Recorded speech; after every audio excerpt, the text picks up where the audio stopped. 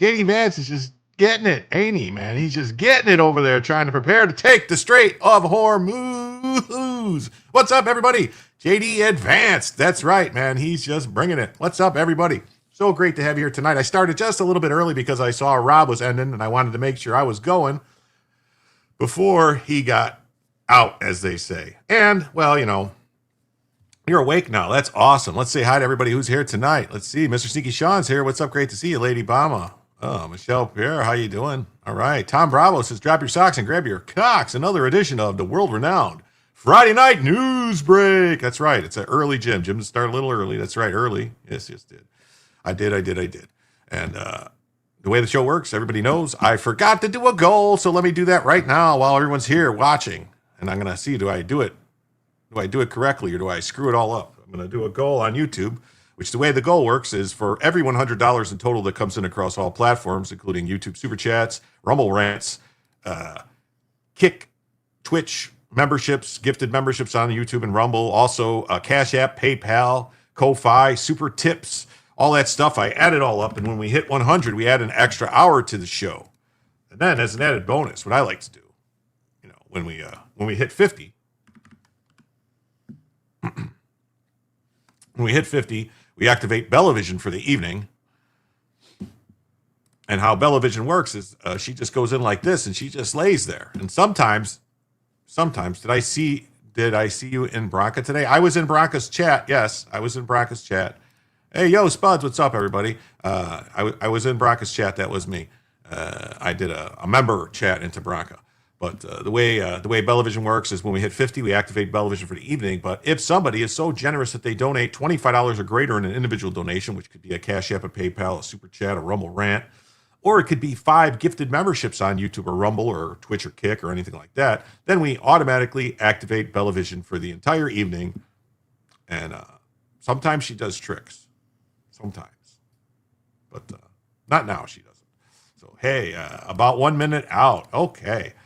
So, be right back. All right, Spuds, no problem. So, let's jump into the news. What do you say, folks? We'll jump right in, head first, into some news.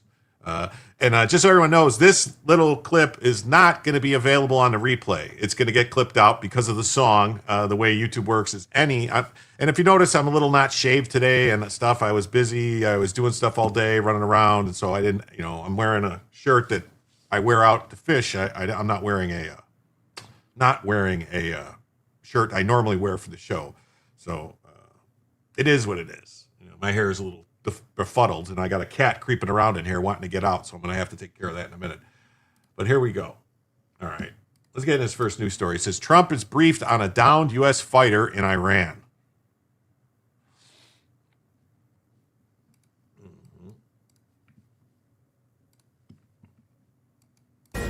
Breaking news coming into Fox News Channel. The president has now been briefed on a downed F-15 fighter jet in Iran. This is a U.S. fighter jet. We are also told a statement from CENTCOM is expected shortly. We want to bring in the chief national security correspondent, Jennifer Griffin, with more on this. Jen, what are you hearing?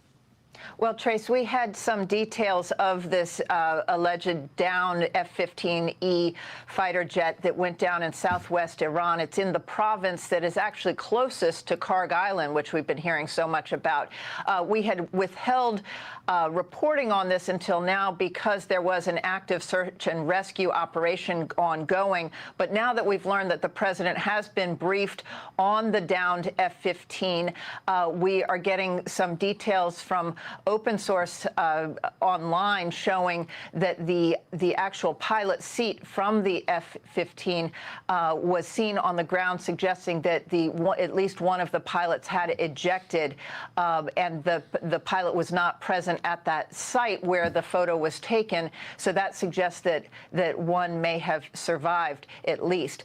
There are 2 pilots in an F-15E, and they would have been flying. We see also some open source Force video showing that there were 2 search and rescue helicopters that were being refueled midair in daylight. That would suggest, again, an urgency to that search and rescue mission, because it would be rare to conduct a search and rescue mission with low-flying helicopters over an area that is possibly contested. Given that this happened during the daylight hours, it shows an urgency and a suggestion that the pilots may have survived. I was under the impression that there wasn't nothing contested about the air. Maybe pause. Maybe I'm mistaken. I want to thank everybody who came over from watching the Watchers from Robert Cavea, all the Raiders that came in. Thank you so much. If you're new here, please stick around. If you like it, please give us a like and subscribe to the channel. I do these shows 5-6 nights a week, usually a little later depending on what my schedule is, but they're usually every night somewhere between 7 and 11 p.m. Eastern time. I want to thank everybody who's here. Thank you, Muffin Rando, for all you do. I really appreciate the raid. Dog Digger, what's up? Great to see you. Natalie Ray, awesome to have you here. Xizzy, great to see you. Mr. Sneaky Sean, that's ballsy to refuel midday. It is. It seems like things are not going well right now today. Hopefully everybody survived. We're going to get into these stories. We're going to talk about it. So the president has been briefed on a downed fighter, and I'm going to just spoiler alert, this isn't the only one. There's more of these stories. The president has been briefed, according to Press Secretary Catherine Leavitt. U.S. forces launched a search and rescue operation after an F-15E was shot down and a bounty was placed on the missing pilots. Oh, thus we stand, says, first time seeing the show. Well, thank you for being here. Please check it out. Lady Bama, great to see you. Snake Eater, awesome. Yes, welcome to the Watchers. And look at this. We got Natalie Ray becomes a new member. Thank you so much, Natalie Ray, for becoming a casual listener. And with that $4 donation, that means we are now just $96 away from adding an extra hour to the show. The way the show works for anyone who's new here is for every $100 in total donations that comes in across all platforms, YouTube Super Chats, Rumble Rants, becoming members, gifted memberships, PayPal, Cash App, Ko-fi, whatever you want to call it, and Super Tips, along with Locals coins and Kick and Twitch memberships. I add it all up. When we hit 100, we add an extra hour to the show. And then for every 100 that comes in, we add an additional extra hour to the show. So the show could be 2 hours. It's normally 2 hours. It could be 2 hours, 4 hours, 3 hours, 5 hours, 6, 8, 12, you name it. As much as you guys want. I always have plenty of stuff to talk about. And then as an added little bonus for the people who've never been here before, when we hit $50 in total donations, we activate Bellavision for the evening. And there's Bella. She just hangs out. And sometimes she does tricks if I give her treats and stuff like that. But if anyone is so generous that they donate $25 or greater in an individual donation, we automatically activate Bellavision for the whole evening. And that could be anything, a Cash App, a PayPal, a Super Tip, Super Chat, Rumble Rant, you name it. Or it could even be like 5 gifted memberships on YouTube or Rumble. That would automatically activate Bellavision for the evening. Thank you so much, Natalie Ray, for becoming a member. Thank you. That's about, hey, Naria89, how you doing? Yes. Let's see, Mama Pillow, awesome to see you. Dog Digger, awesome to see you. Let's see, Sandy's, what's up? Arrived from the raid, first time seeing your show as well. Well, that's awesome. Thank you for being here. Please check it out. First time here. Hi, all. Awesome. Hope you guys are okay. First time here. We try. We do our best. All right, so a U.S. C-130 aircraft and 2 Black Hawk helicopters consistent with a search and rescue mission were spotted flying low over the Iranian Khuzestan province that borders Iraq. So that was probably like right on the way out. One of the 2 pilots has been rescued, according to the Wall Street Journal. The status of the second crew member is unknown. Search and rescue operations are ongoing. So this just gives some information about the plane. It's an F-15E. It was built by Boeing. It's a dual fighter air-to-ground attack aircraft. It has 2 Pratt & Whitney F-100 PW220s or 229 turbofans. Oh, look at this. Spuds comes in with 5. Jim tells you gifted membership. Thank you so much, Spuds. Let's see who got those gifted memberships. It says Jeff Smith, 6376, John Donnelly, Ty Riddy 7, Alan Sparks, and Gina WY19 all received gifted memberships from Spuds. Thank you so much, Spuds. Yes. So see, with that, and for the people who are new here too, I try to participate with the chat as much as possible as it comes in. If I see questions If I see anything in the chat that I think is addressed to me that I need to address, I'll address it as it comes in. It's a back and forth. I like to say that we're learning all this stuff together. Yes. You seen a report that they also rescued a second pilot a few hours ago. Well, that's awesome. That's awesome. Mm-hmm. And so with that, $30, because 5 gifted memberships on YouTube is $30. That means Bellavision is activated. And that means that we are now just $66 away from adding the first additional hour to the show. Thank you so much. It's Bellavision time. Yes, it is. It's Bellavision time. Oh, no, Lies. I remember the dog. I was here once before. Sorry, I remember when I saw your beautiful dog. Oh, no problem. No problem. No problem. It's all right. I'm easy to forget. I mean, this is a very forgettable face.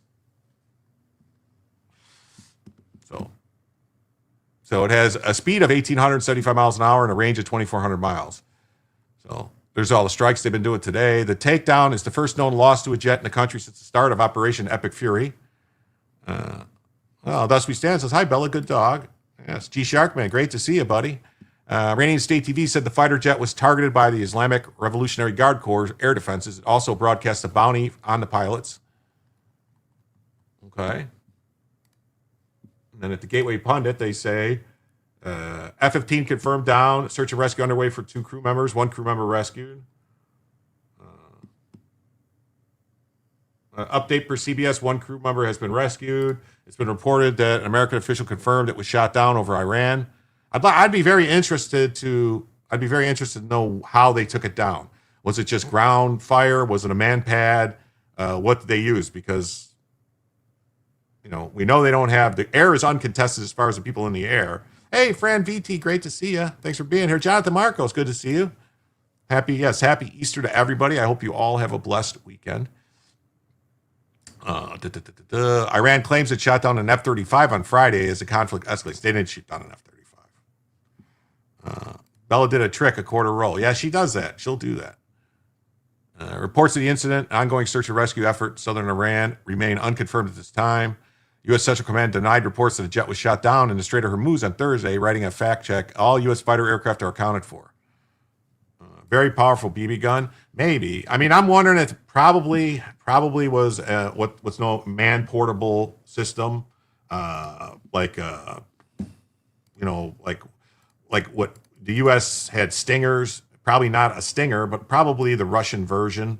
It could be an S-300, sure. The only problem is I think we pretty much took out a lot of their S-300s in the radar systems, and as soon as they turn the radar on for the S-300 system, it's going to instantly get vaporized. So, and Audrey says, I'm glad Trump wasn't held accountable for many crimes he was charged with. He didn't do well when his cases went to trial. Juries found him guilty of felonies and liable for sex abuse. Well, Audrey, I'm happy to see you here. Yeah, fact check. All fighter aircrafts. Iran said a second F-35 has been shot down. Man, you believe it was some kind of heat-seeking missile? Well, that would make sense. That would be a man-portable, or generally the heat seekers. It's a lot more, heat seekers are a lot more compact. Last month, the U.S. military said that F-35 conducting an emergency landing after flying a combat mission. The military said the pilot in that jet was in stable condition. So let's go on to this next one here. It says in the latest, an A-10 attack aircraft was hit by Iranian air defense forces, says Iran state media. This is according to Iran again.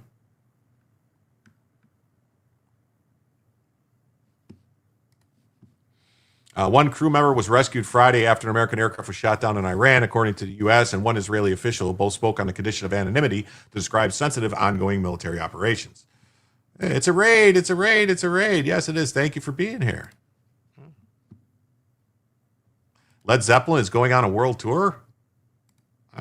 What? You sure about that? I mean, with who's going to play the keyboards and bass? Because it's John Paul Jones, I don't think, and them are talking. And I mean, the drummer is going to be Jason Bonham, right? I don't know. I saw him in the 90s. Wasn't worth the money, I'll tell you that. The rescue occurred as U.S. military was conducting a search and rescue operation, according to 3 people familiar with the situation who spoke on the condition of anonymity. Okay, Israel is helping the United States with the operation.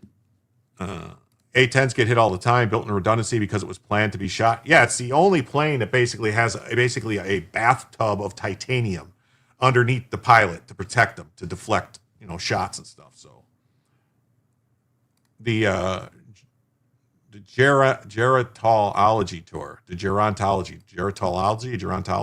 the Warthog. Yeah, it's the Warthog. I tell you what, it's a. No, we don't want to see that. So, Iranian state media claimed an ex-post had shot down an F-15 Strike Eagle. White House press secretary said in a previous statement that President Trump has been briefed, but didn't offer any additional information. The number on crew on board wasn't immediately known. Well, generally speaking, an F-15 will have a pilot and a weapons officer, radar operator, because the F-15 has a giant radar system that basically, like the Warthog was built around a gun, and the F-15 was built around a radar. I saw them in the 90s. It wasn't worth it. Yeah, me too. That's what I'm saying. I saw them in the 90s. It wasn't worth it. I'm going to ask you, did you see them in the suburbs of Chicago? I saw them twice. Once at, was it United Center or Chicago State? I can't remember if it was United Center or Chicago Stadium. And then once in Rosemont. And both times, not worth the money. I can't remember which one it was. I think it was in the Rosemont, the Rosemont Horizon, that the guitarist for The Cure was actually playing guitar and Jimmy Page was just stumbling around stage, not doing anything. It was not good. Yes, your plane has a gun. My gun has a plane. Yes. Denver, okay. Yeah, it was not worth it. Tickets at the end of time in the 90s, the tickets were like $4.50 a piece. The war is now entering its 6 weeks. It's destabilizing economies around the world as Iran responds to U.S. and Israeli attacks by targeting the Gulf region energy infrastructure. There goes Bella. Look at her. Look at her. She's doing tricks. See that? Bella does tricks. I told you.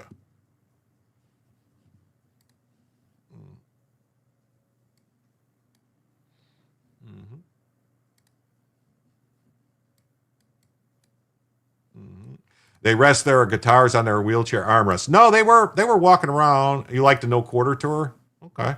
Yeah, a little scratch. 365 service members have been wounded in this action in Iran. Wow, she is alive. Yes, she is. She's not stuffed. As of Friday, 247 of the wounded were Army soldiers, 63 were Navy sailors, 19 were Marines, and 36 were Air Force airmen, according to Pentagon data available online. It's unclear if the data includes any of the service members involved in the downing of the two combat aircraft reported on Friday. Most of the wounded, 200, were also mid to senior enlisted troops, 85 were officers, and 80 were junior enlisted service members.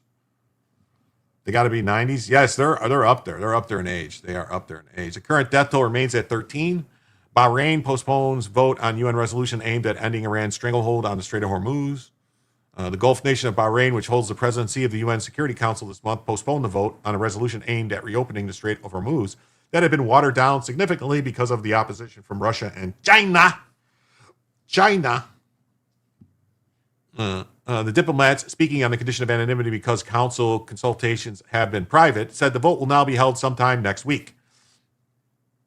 The Bahrain-sponsored draft resolution that has been expected to be put to vote on Saturday would authorize defensive measures, not offensive action, that Gulf nations and the United States initially supported, to ensure vessels can safely transit the waterway where 1/5 of the world's oil typically passes. Hey, Catherine K., so great to see you here tonight. Thank you, Jim and the Jim Somniacs. That's right.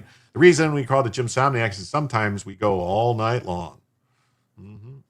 Foreigner is touring soon? Really? Oh, man, I'd like to see Foreigner. I really would. Standing in the rain with his head hung low, couldn't get a ticket to a sold-out show. Hear the roar of the crowd, you can picture the scene. Is that one guitar to make a young man scream? Got one guitar. Yeah, anyway. Hey, what's up, Chris? Great to see you. How's it going? Apparently, the early report of the second pilot being rescued was mistaken for the pilot of the A-10, so second pilot might still be out there. Wow. Jim is doing my karaoke show for me. Guess I get the night off. Well, no, I'm not a karaoke type guy. Alice Cooper still puts on a good show at 78. You know who's still, the last time I saw him, which was about 10 years ago, Ted Nugent. Uncle Ted Nugent still puts on a banger of a show. Old rocker should stay retired. Yeah. Bahrain has sought support from 15 council nations, and postponement of the vote indicates the watered-down draft is still not acceptable to Russia or China. A-10 aircraft hit by Iranian air defenses, second U.S. aircraft to go down in the Middle East. The Associated Press reported earlier that the second U.S. Air Force combat aircraft had gone down in the Middle East on Friday. No other information was immediately known during the whereabouts of the pilot. The Pentagon and White House didn't immediately respond to comment. So I think there was, last week, there was a bunch of shipments that came in from China that probably had some kind of, additional weaponry that they're using to take down these planes. Probably some Chinese, I don't know what they're called, some, probably Jingdong or something like that, missiles. Yes. For $500, Jim will get Bella to track down Hassan Piker, put a shock collar around his neck, and zap him. Yes, definitely. I think Lou Graham put out a new album or two.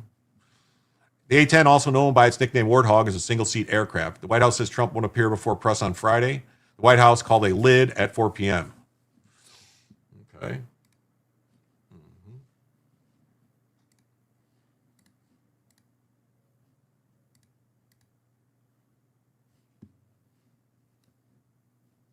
All right.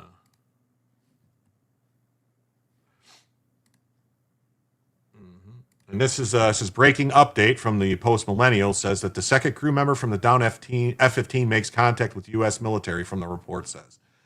So a U.S. F-15 had been shot down over Iran, and search and rescue operations is underway. According to multiple reports, one of the crew members has been rescued in the search operations, and efforts are ongoing to find the second crew member, who has made contact with U.S. authorities, according to Israeli outlet N12.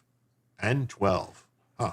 The plane with a crew of 2 was shot down over Iran. However, one of the crew members has been found, per Axios. The second crew member was able to make contact with the military through encrypted radio after the jet was taken down. That is great news.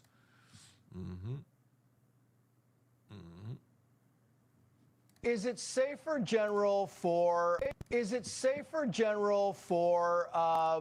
the weapons officer, for the missing military member, to be missing at night or during the day? I know night vision goggles are very powerful, very strong.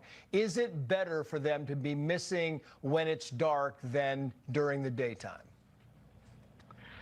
Well, Trace, I would love to talk to you about some of these things, but we don't want to give away our tactics and what we try to do to the enemy.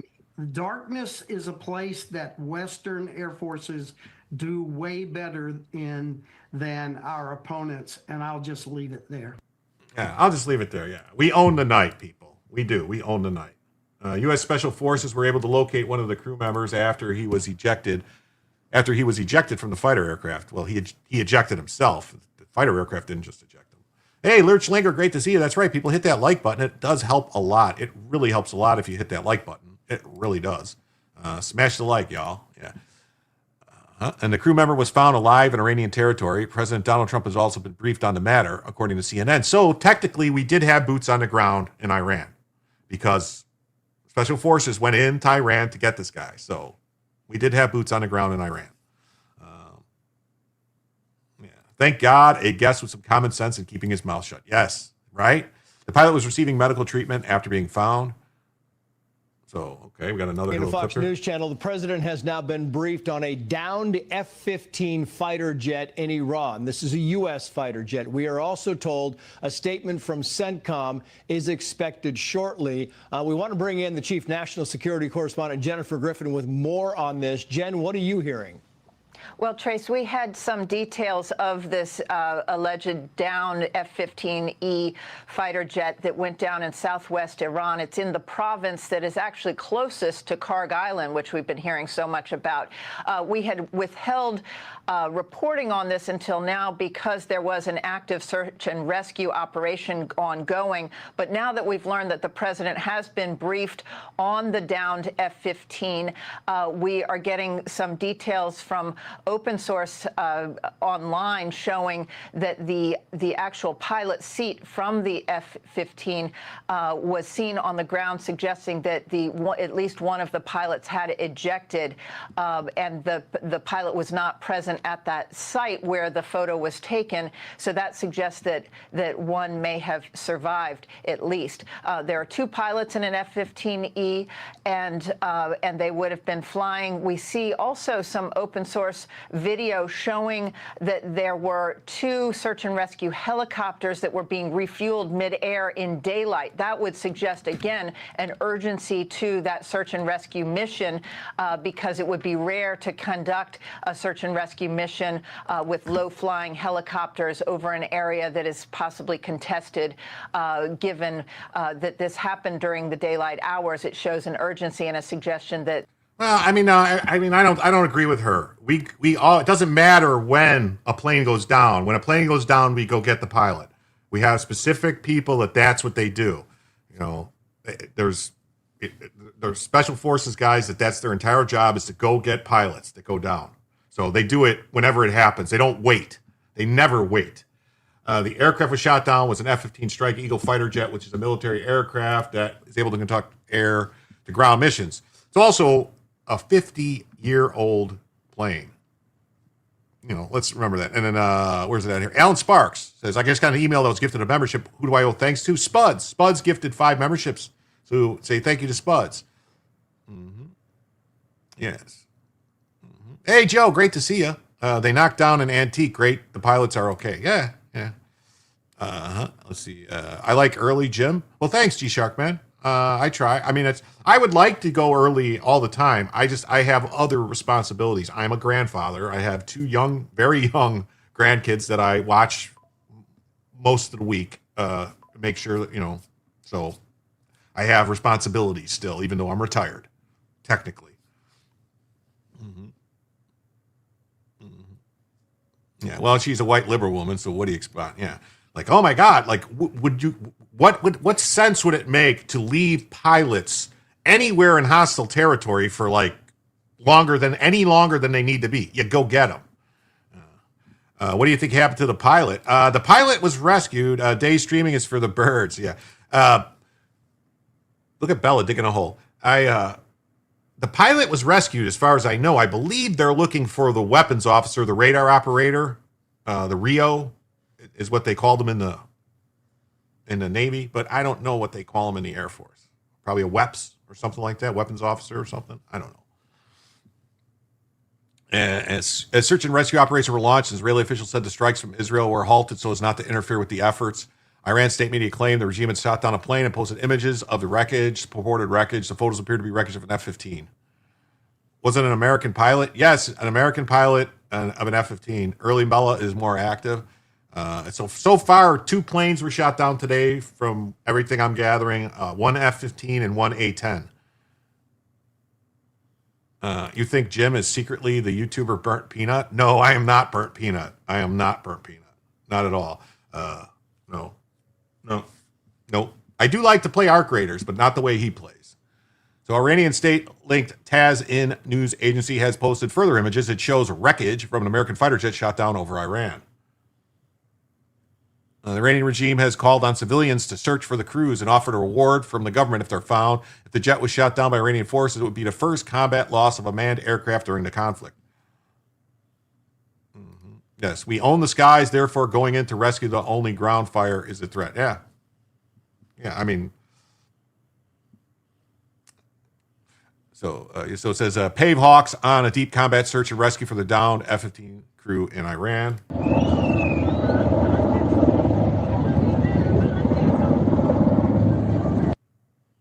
We'll play that again.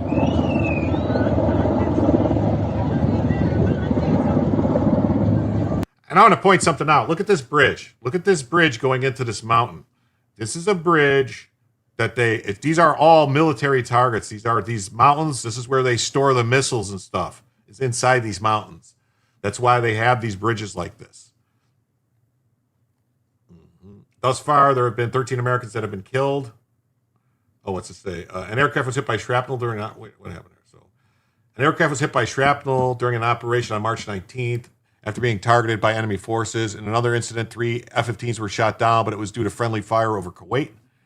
Is that A-10 confirmed? I was hearing a Black Hawk or other helicopter. Helicopter was shot at. Helicopters were shot at, and I saw a video, but I don't know if the video is real, so I didn't pull it up, of supposedly the helicopters then coming and attacking the police that were shooting at the helicopter. But I don't know. I don't know. Maybe I'll maybe I'll play it later. I'll see. Happy Friday. What's up, Iowa Backyard Cams? Great to see you. Cable stayed bridges.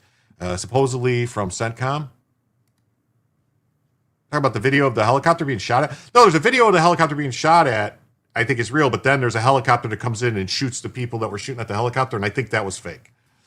So thus far, 13 Americans have been killed. The conflict started February 28th. U.S.-Israeli forces started striking and killing several top Iranian leaders. So here says this is from Trump, says our military, the greatest and most powerful by far anywhere in the world, hasn't even started destroying what's left in Iran. Bridges next, then electrical power plants. New regime leadership knows that what has to be done and it has to be done fast. In a post, Trump wrote, okay, so we just covered that. Okay, so that's that. Let's go to this next story. F-15E shot down over Iran, search and rescue underway. So it's kind of the same thing. So I think this is an older story. All right. And then we got this from the New York Post. Says Iran strikes second American fighter jet in search for downed F-15E pilot safely rescued.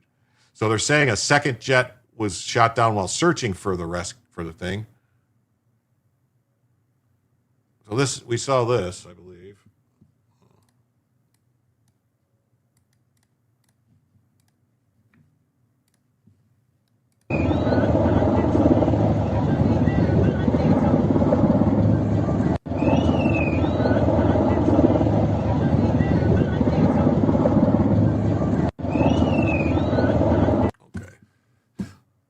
So what's to say? Douglas Dauntless said the A-10 made it to the Persian Gulf before ejecting.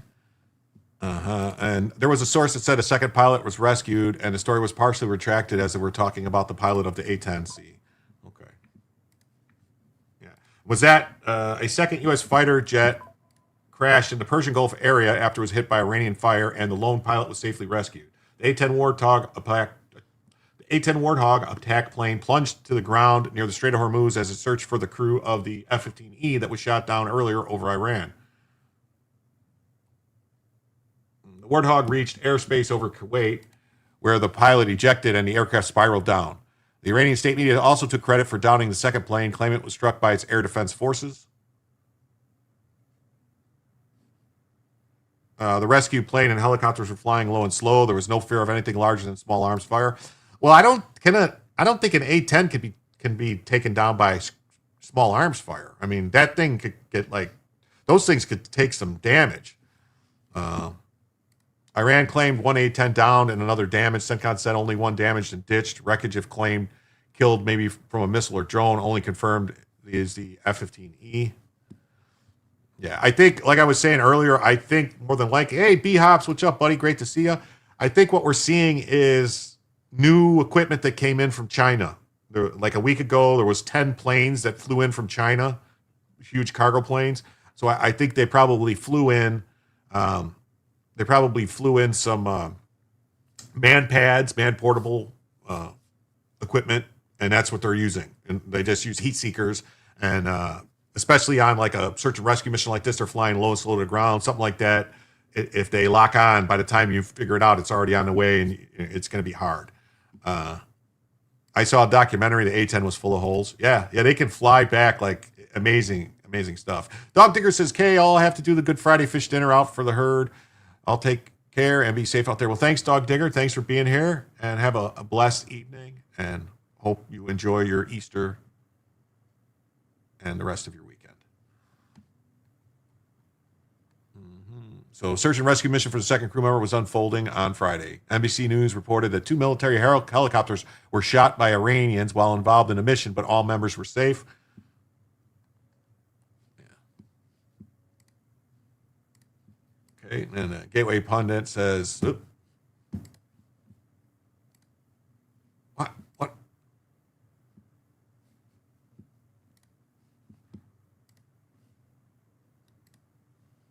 What are you doing? I'm getting pissed. What is this? What are you doing to me, Gateway Pundit? I swear, this is really ridiculous. I pay for a subscription to Gateway Pundit. I paid them for a year for a subscription. You're not supposed to have any ads or any of this, and they're putting this crap on here now and blocking the screen. Just in, Trump says a little more time would allow us, the U.S., to open the Strait of Hormuz and take the oil and make a fortune.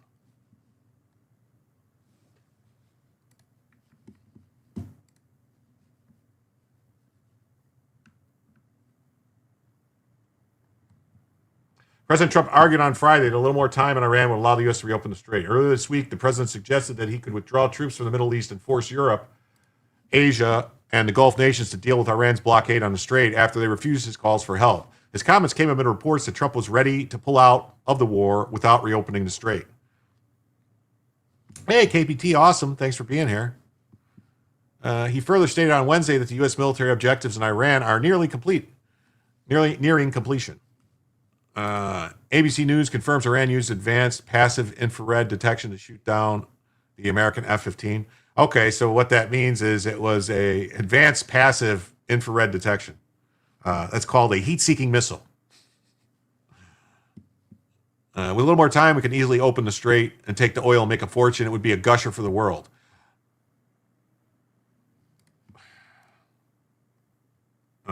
This comes after Trump addressed the nation on Wednesday and said that the U.S. will continue to hit Iran extremely hard for the next 2 to 3 weeks. Trump also doubled down on his prior calls for Europe and the Gulf to take over the Strait of Hormuz. Let me fix Bella's camera. She decided to go run away. Bella, what are you doing? Hey.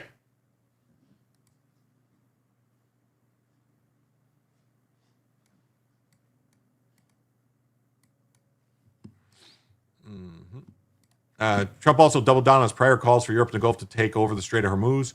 The United States imports almost no oil through the Hormuz Strait and won't be taking any in the future. We don't need it. We haven't needed it, and we don't need it. He's kind of repeating himself there. Iran finally got their Baghdad Bob propagandists up and running. Send out the lies. Yeah. Oh, Pat Hackler, great to see you. Bella just quit. She'll be back. I don't know. She's over here itching and scratching and stuff. I don't know. The countries of the world that do receive oil through the Strait of Hormuz must take care of that passage. They must cherish it, and they must grab it and cherish it. They can do it easily. We will be helpful, but they should take the lead in protecting the oil they so desperately need and depend on. In the meantime, discussions are ongoing, he said, noting that if there is no deal, we're going to hit each and every one of their electrical generating plants very hard and probably simultaneously. Trump later posted a video on Iran's B-1 bridge in Karaj, the tallest bridge in the Middle East, being destroyed in an airstrike on Thursday. The biggest bridge in Iran comes tumbling down, never to be used again. Much more to follow. It's time for Iran to make a deal before it's too late and there's nothing left of what can become a great country.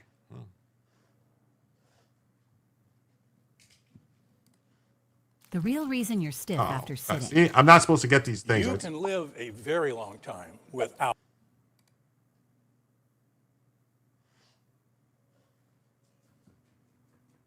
That bridge got taken out.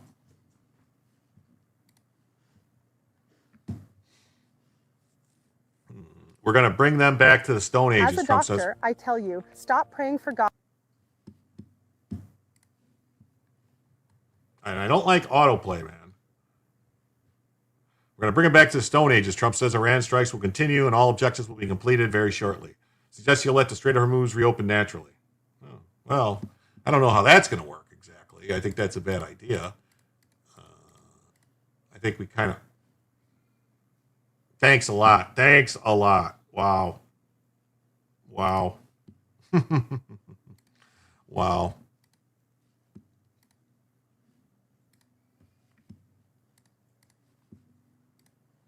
I hate when that happens.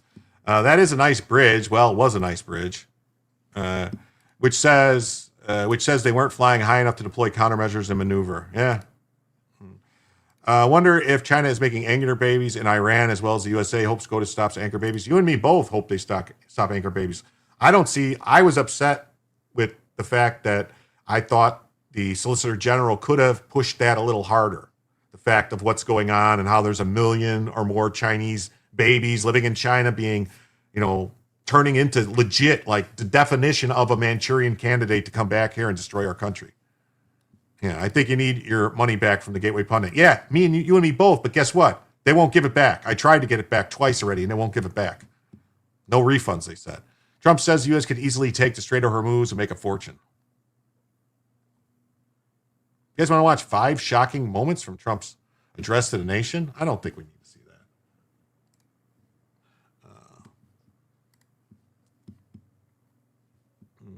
With a little more time, we could easily open the Strait and make a fortune. Use Brave browser, ad blockers built in. You never get ads. I can't use it because a lot of sites that you get news from won't even let you open the site until you disable the ad blocker. That's where we're at now. Yeah, the bridge still stands. It's just not connected in the middle. SCOTUS will pussy out and defer to Congress. That's kind of what I got from listening to it. That's my fear, Douglas. That's what I got. And I'm not happy. What happened? Ari, no money back? They said, no money back. That's what they said. No. Do I think Iran captured the pilot, or is he hiding really good? I'm using DuckDuckGo. I am using DuckDuckGo. And but I have to disable it to see the New York Post, to see Fox News, to see a lot of these sites. You have to disable the ad blocker, or just all you get is a warning that says you have ad blocker enabled. You can't view the site unless you disable it. The question is, why are we trying to delete any Iranian who tries to negotiate with the U.S.? I don't know. It doesn't make any sense to me. It doesn't. I don't know why we're killing the people that are actually talking to us. I don't know. The countries of the world that do receive the oil must take care of that passage. I have a suggestion. Number 1, buy oil from the United States. We have plenty, and we have so much. And number 2, build up some delayed courage and get this straight and take it. This is not our war, British Prime Minister Keir Starmer said on Wednesday. We will not be drawn into the conflict. Okay, well then I guess England wants to pay $25 a liter for gas because it's Israel that keeps doing it. Is it really? Well, then this is where there has to be a serious talk about the U.S.'s goals and our strategies, and if Israel's goals and ours are diverging in such a way like this, then there must be some conversations about, hey, either knock it off or something, because this isn't like World War II where we had, where we were like worried about, we got to keep Britain happy, so we have to let Montgomery do this and that and blah blah blah. This is a little different. You saw on X, France got through the strait. Yeah, I saw they found a route and they went like close to Oman, like really close to the shore, and got some boats through. Yes, those ads are so annoying. Yes, they are. We've seen Iran hijack an international shipping route to hold the global economy hostage, citing okay. Wait, hold on a second. Sorry, I missed this. This is not our war, he said. Then a day later, British and coalition of more than 40 countries began discussing diplomatic ways to reopen the strait. The strength of our international determination. We've seen Iran hijack international shipping route, and the spike in oil and food prices are hitting households and businesses in every corner of the world. Tehran's attacks on commercial ships have ground nearly all traffic in the channel to a halt, causing oil prices to surge as much as 50% globally. And there's a lot of people, some stories a little bit. We're going to talk about people claiming how, the U.S. is basically committing war crimes by hitting these bridges and hitting things that have dual uses, military and civilian use.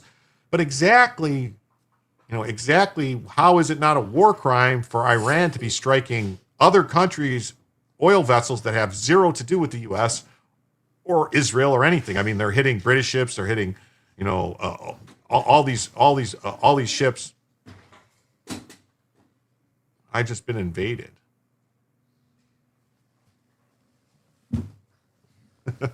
Bella just made an escape. Hold on. It's an amendment not in the Constitution. Add-on can be removed or altered. See the 17th, 22nd Amendment on the prohibition and keep the faith. Birthright gets fixed by court order or legislation. Wesley Clark already told us the plan. Yeah, I know. Can the USA offer a higher ransom than Iran for the captured pilot and offer free citizenship? Sure, the U.S. could offer anything they want. They really could. I mean, you got to remember, too, like, a lot of people in Iran are not happy with the Iranian government. They're not. I mean, the Islamists, the Shia Islamists, are actually a minority in the country. They're just a minority that has the guns that were able to take over. When you do show notes, archive the page, pull up the archive, it won't show the ads. I used to do that a lot, but Barnes is saying that's a war crime. Yeah, well, 90%. Tehran's attacks on commercial shipping ground nearly all, causing prices to surge. French officials have floated the idea to have escort ships for oil and gas tankers leaving the Gulf as the conflict de-escalates. Trump had earlier renewed threats to pull U.S. out of NATO, while also warning Iran that he would commence bombing it back to the Stone Ages. The president has also weighed a military operation to seize Karg Island in the Strait, a key hub for Iran's oil export. The Trump administration assumed control of Venezuela's oil exports after successfully capturing and extraditing its dictator, Nicolas Maduro, to face charges in January. U.S. officials confirmed later that month that it was buying barrels of oil from the nation at market price and then selling them at a 30% markup, with the first sale priced at $500 million. So we're buying oil off Venezuela and selling them at a markup? That's interesting. That's interesting. I didn't know that. And this is, we're going to move on to this next story here. Job numbers smashed through expectations. U.S. payrolls grow by 178,000. Give me 1 second here. 1 second here. I'll be right back.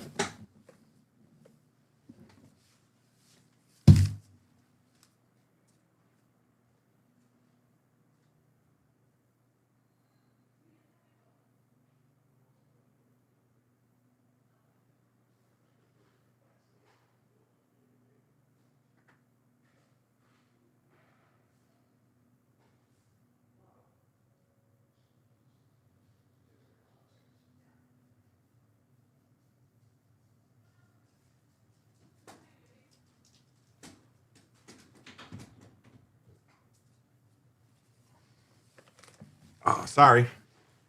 Ooh. Sorry about that. Ooh. Oh, both pilots accounted for. Second got message to U.S. rescue on the way. I did see that they were communicating. That's why I didn't think they were captured. That they were communicating. So great. God bless them. Hey, Tony, what's up, buddy? Great to see you. Did they find the second pilot? According to this, they got a message. They're going to get him. So, yeah, employment in the United States expanded by 178,000 in March, and the unemployment rate fell to 4.3%. That's good. Economists had forecast the economy would add 59,000 workers, and an unemployment rate would hold steady at 4.4%. Now, the Saudis will pump all that oil to the Red Sea. Yeah, they will. They'll pump a whole bunch of oil to the Red Sea, but the problem with that is the Houthis, because you got to come out the Gulf of Oman, right? Gulf of Aden to get to... I'm muted? I'm not muted. I'm not muted. What are you talking about? Can you not hear me?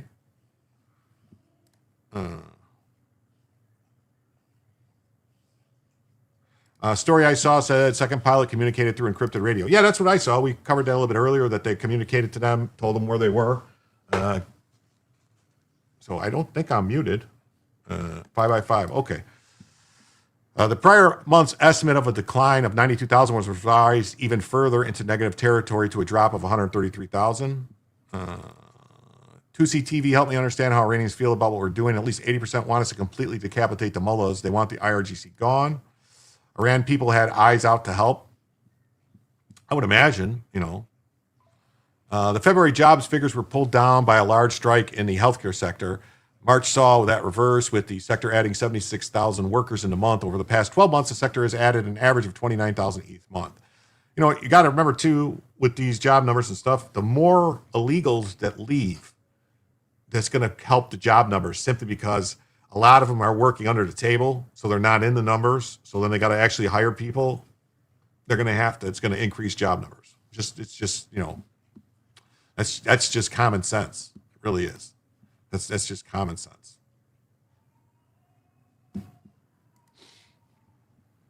Construction employment jumped by 26,000. Transportation and warehousing payrolls expanded by 21,000. Manufacturing added 15,000. The Trump administration's efforts to shrink the federal government and reprivatize the U.S. economy continued to cause payrolls to decline, with employment falling by 18,000. Since the Biden government payrolls peak in October 2024, federal government employment is down by 355,000, or 11.8%. Like, who doesn't want to see the federal government payrolls, like the employment payrolls, drop by like 50%? He says, this will be revised down next month like it always is. Sometimes I don't understand why they can't get it right. I don't know how it's a problem that they don't know these things. Financial sector payrolls have also been shrinking. In March, payrolls in finance declined by 15,000, bringing the decline since peak in May 2025 to 77,000. Well, Joe, I'm not talking about people like you, Joe. I'm talking about the people that just, there's a lot of, let's be real. There's a lot of people that work at government jobs that don't do anything. Joe's not one of them. Hiring also became more broad-based in March. The Labor Department's Private Sector Diffusion Index, which measures how widely job gains are spread across industries, rose to 56.8 from 49.2 in February. A reading above 50 indicates that more industries are adding jobs than cutting them, suggesting that March's employment gains were spread across a wider range of businesses rather than concentrated in just a few sectors. That's always good. Wages continued to rise in March. The average hourly earnings for all employees rose by 9 cents, or 0.2%, to 37.38 cents. Wow. That's the average hourly earnings, almost $40 an hour. That's a lot of money. It really is. Over the year, average hours earnings have increased by 3.5%, beating inflation. In March, average hourly earnings of private sector production and non-supervisory employees edged up by 5 cents, or 0.2%. The average work week inched down to 34.2 hours from 34.3 hours. Brooklyn says inflation numbers went up to 4.1%. Yeah, that would be awesome. Smaller government, good. Yeah. That's the thing. Like, I don't like this. Obviously you would want to work less hours, but the reason that everybody's hours are getting pushed below 35 hours, right, is because 36 hours or whatever was what they made full-time employment for Obamacare, to make employers have to give insurance to people as opposed to 40 hours. So that's why everybody's been pushed down below 36 hours. I think it's 35 or 36 hours. I'm not 100% sure. So it's one or two, 35 or 36 hours. So that's why everybody's getting less than that now, because they don't have to give you benefits then. They don't have to give you insurance. You have to get it yourself. That's what's happening. So, people used to work 39 hours and not get it, but now it's people working less, so you're actually earning less. I don't know. Is it a good thing or a bad thing? I don't know. Joe says, government is smaller. At least where I work, we're very short. 32 hours is full time. They lowered it to 32 hours? They lowered it to 32 hours? I thought it was 36 or 35 that they made it. That's crazy. No fear, get paid anyway. Yeah. The labor force participation rate ticked down from 62% to 61.9%. So that's another thing when people talk about this stuff. The thing that boggles my mind is, how is it possible that only 62% or whatever, 61.9% of people of working age people that are able to work? They don't count anybody who's disabled. They don't count anybody who's injured. They don't count anybody these are able-bodied people that are not working. Who's supporting them? No. Over 32 hours, company had to have health insurance. Wow. The estimate for January was revised up by 34,000 from a gain of 126 to 160. Combined with the downward revision in February, payrolls were 7,000 smaller in the first 2 months of the year than previously estimated. If I remember, 32 was during W, not racist. What? Yeah, but Obamacare made it so that you had to provide medical benefits, I think. So same. U.S. employers added 178,000 jobs in March, stronger than expected report. And this says March jobs report triples expectations. All right, on to the next story here. Byron Donalds. This is a racist Obama. I know who you were talking about. Byron Donalds leads in GOP primary battle for Florida's next governor. How could this be possible?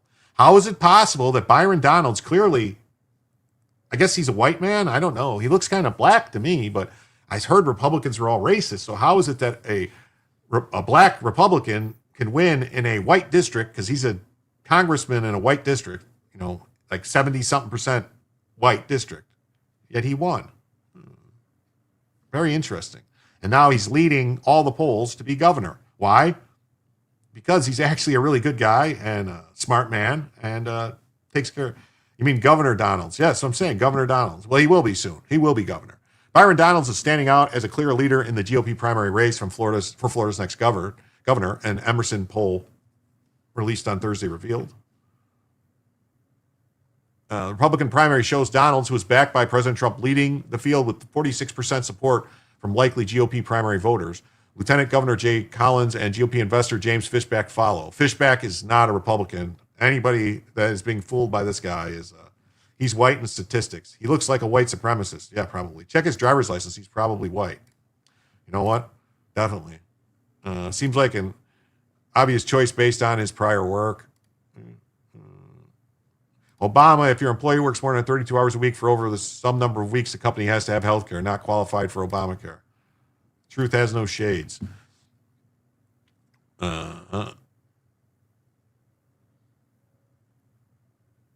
So Fishback and Collins has 4% support each. Former Speaker of the Florida House follows with 3%, and another 3% choose other. However, there's a large percentage of voters who remain undecided. 39% say do not know who they would support. Byron is from Brooklyn. Yes, he is. He is from Brooklyn originally. I think he's been in Florida for about 10 years or 15 years. I mean, Florida, let's be clear. There is a bunch of people that are, have lived in Florida and they're generations in Florida. But Florida is a state where people are constantly moving to Florida from other places. Constantly. If you talk to like a lot of people in Florida, like sheriffs and police officers, they all have, they like not all, I won't say all, okay, not all, but a lot of them have New York, New England accents, Boston, Chicago, Detroit. It's just the way it is. Just the way it is. I hope he wins too. I do. He'll have my support. Regardless, Speaker Spencer Kimball, executive director of Emerson, pointed out that Daniels is indeed the clear favorite at this point. Byron Donalds is a clear favorite among Republicans to succeed Governor DeSantis, noting that Donalds leads all age groups and holds majority support among voters over 60 at 54%. The survey also took a look at the potential general election matchup between Donalds and former Rep. David Jolly, a Republican turned demon rat. Like anybody that goes from Republican to demon rat, they always were a demon rat. Always. Always. In the Northeast, Florida is called God's waiting room. People retire there. Yeah. Yeah, but surprisingly, though, moving to Florida can add years to your life. I don't know why. I think it's the weather, maybe. It helps, thins the blood, or, thins the blood out, makes you live a little longer. It just seems like, I don't know. Survey also took a look at potential general election matchups. Notably, Jolly served in the U.S. House of Representatives as a Republican from 2014 to 2017 and switched to independent status in 2018. Last year, he made the final switch to demon rat. I worry about DMV. Matt Morris's license marked him a woman. Uh-oh. That's not good. The hypothetical matchup still shows Donald with the edge over Jolly, leading 44 to 39%. However, undecided voters come in at 17%. Better mental health without those long winters. That could be that. Lots of construction are going up from Palm Beach to Orlando for $400 a square foot. Not cheap, maybe for tax purposes. Well, a lot of the stuff, it is like, it's one thing I will tell people about Florida. They don't pay the workers what they pay them up north, but they still charge the same price for the work to be done. Like if you want to get, electrical work done, it's the same cost per opening as it is in Chicago or New York. But yet the workers only make $20 an hour. So that's why you see these people that own these construction companies all have multi-million-dollar boats riding around like, woohoo, because they're pocketing all the money. Florida has a history of nail-biter elections. While Florida DeSantis, who cannot run again due to term limits, crushed former Governor Charlie Crist in 2022 by double digits, it was a different story in 2018 where DeSantis only edged out Andrew Gillum by less than a half a percentage point. The survey was taken March 29th among 1,125 likely voters.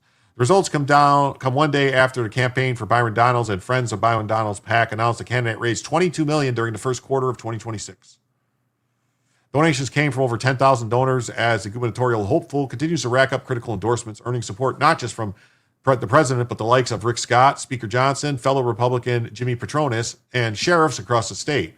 Outlining his vision, Donalds told Breitbart last year that he hopes to take the Sunshine State to the next level. Governor DeSantis has led our state tremendously, and now it's taking all that success and building upon it. What we're going to do about the future of transportation in our state, making sure it's easy for our citizens to move through our cities and move to the states. Insurance, we have to continue to do what we can to drive prices lower.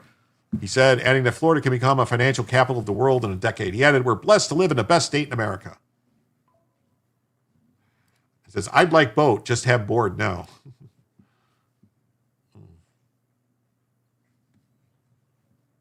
South Beach, Gillum, that was too close. What would Florida be like if that idiot had won? That was, I'm just going to point out to Joe, you know that close election with Gillum was before the ouster of the crooked people down in Broward County.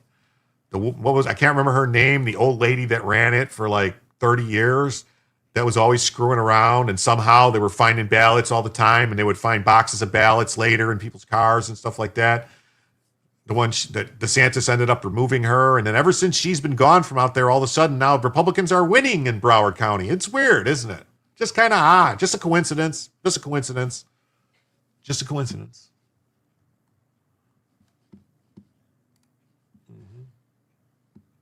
So, yeah. Emerson Poll, Florida Rep. Donalds, early GOP frontrunner for governor. All right. We're going to move on to the next story here. Anthropic's next model could be a watershed moment for cybersecurity, experts say. Broward and Miami-Dade, they both got fired. Yeah, and that's where there was always a problem. Somehow there was always an issue with them and ballots.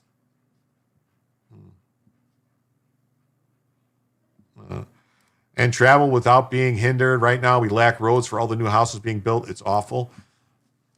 I will say where I'm at, they're building way too many apartment buildings.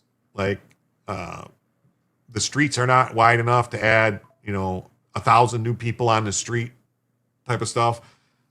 They need to start thinking about this. They're letting them build like huge apartment buildings in places where there's not stores to support the people. There's not streets to support the people. Somebody's got to start thinking this through, because it just seems like they just keep trying to get more and more and more and more people without thinking like, how do you support those people? It's not like it was. Hold on. What's up, buddy? I love you too, buddy. Have fun in Emos, okay? I wish Michigan had Governor Donalds. So they're saying it could be a watershed moment for cybersecurity, and experts say it could also be a concern. Okay. Have fun in Emos. Go on. Shut the door. Maybe it's Fannie Wilson, boy toy, Nathan Wade running the elections in Florida like Georgia. No, not nowhere to flush.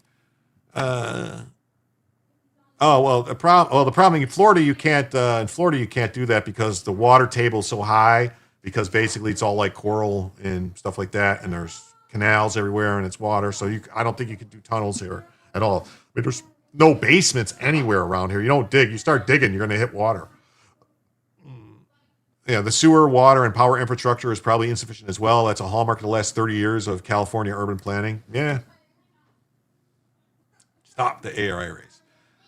The next wave of AI-powered cybersecurity attacks will be like nothing we've seen before. That's the message from Anthropic, sent in a leaked blog post last week, in which it warned that the upcoming AI model called Mythos and others like it can exploit vulnerabilities at an unprecedented pace.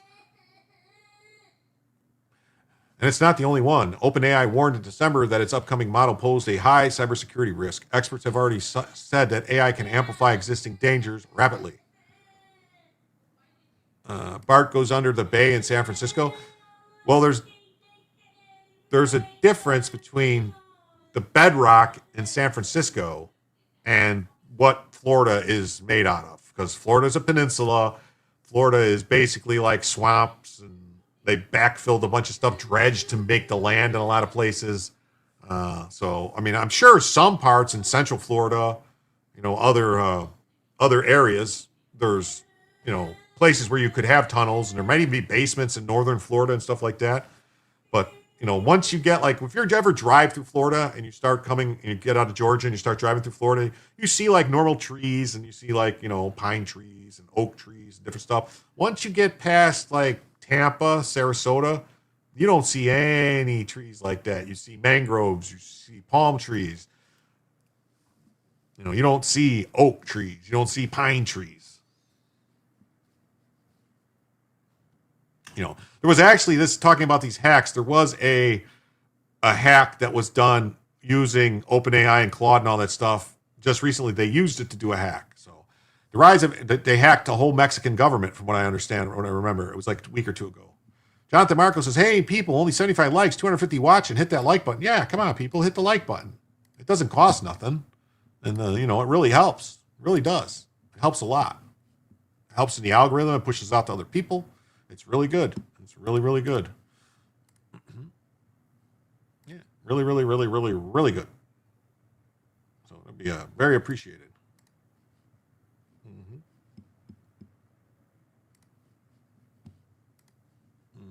Where's Star Bella, Queen? Here, she moved. She's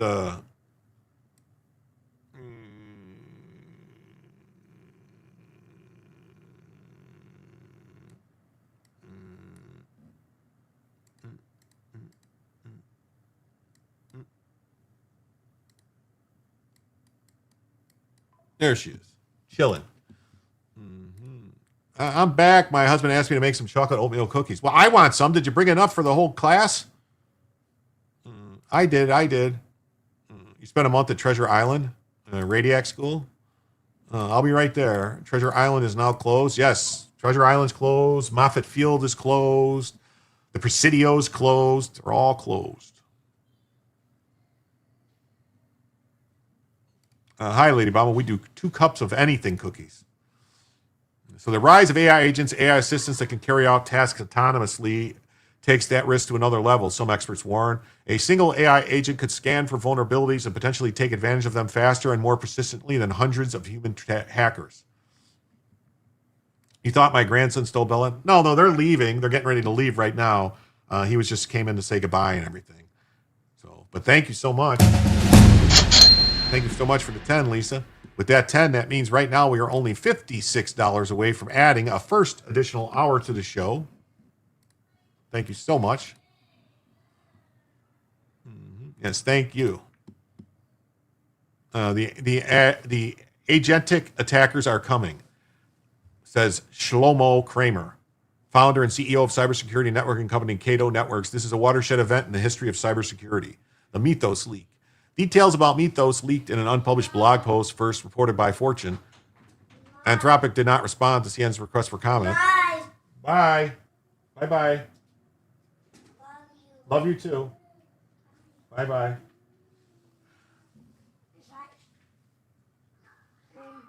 All right. All right, go on. Come on. Come on. Bye-bye. Bella has been doing the carpet thing lately. Yes, she has. So the leak was a result of a human error within its content management system. Well, now he did just steal her. I'll have to get her back in a minute. Goodbye was more like get out. No, it wasn't. No. Although Mythos is currently far ahead of any other AI model in cyber capabilities, it presages an upcoming wave of models that can exploit vulnerabilities in a way that far outpace the efforts of defenders. Yes. Adios.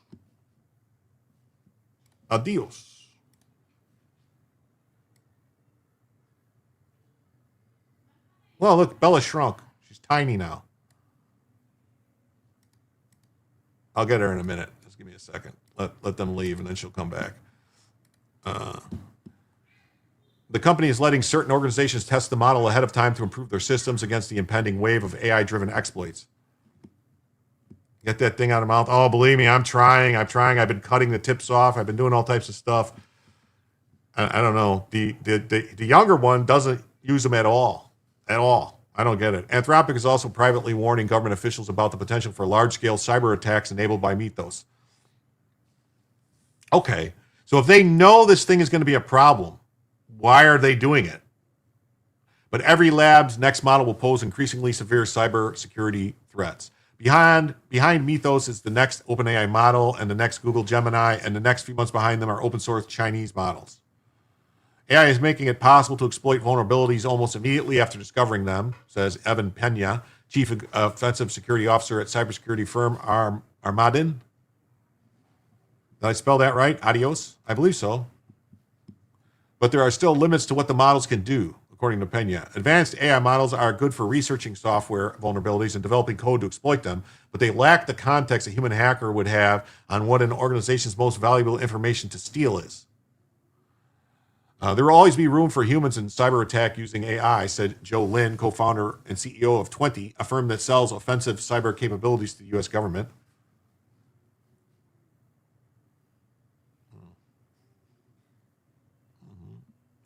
Gonna need AI lockdown soon for your safety, maybe. Yeah, the effing nerds are gonna destroy everything. Bring in the cat. Bella will be right there. The cat is actually here. The cat's under the bed right now. The cat is under the bed. She'll be out as soon as the kids leave and she knows they're gone. She'll be out. We must ensure we are building weapon systems where humans remain firmly in control of decisions and outcomes, because while the machines handle the execution, the human must always own the consequences. So they're talking about like Cyberdyne security systems, rise of machines, AI-powered cyber attacks, Judgment Day. AI has made it relatively unskilled hackers more dangerous came in January when a Russian-speaking cyber criminal used multiple AI tools to hack over 600 devices running a popular firewall software in more than 55 countries.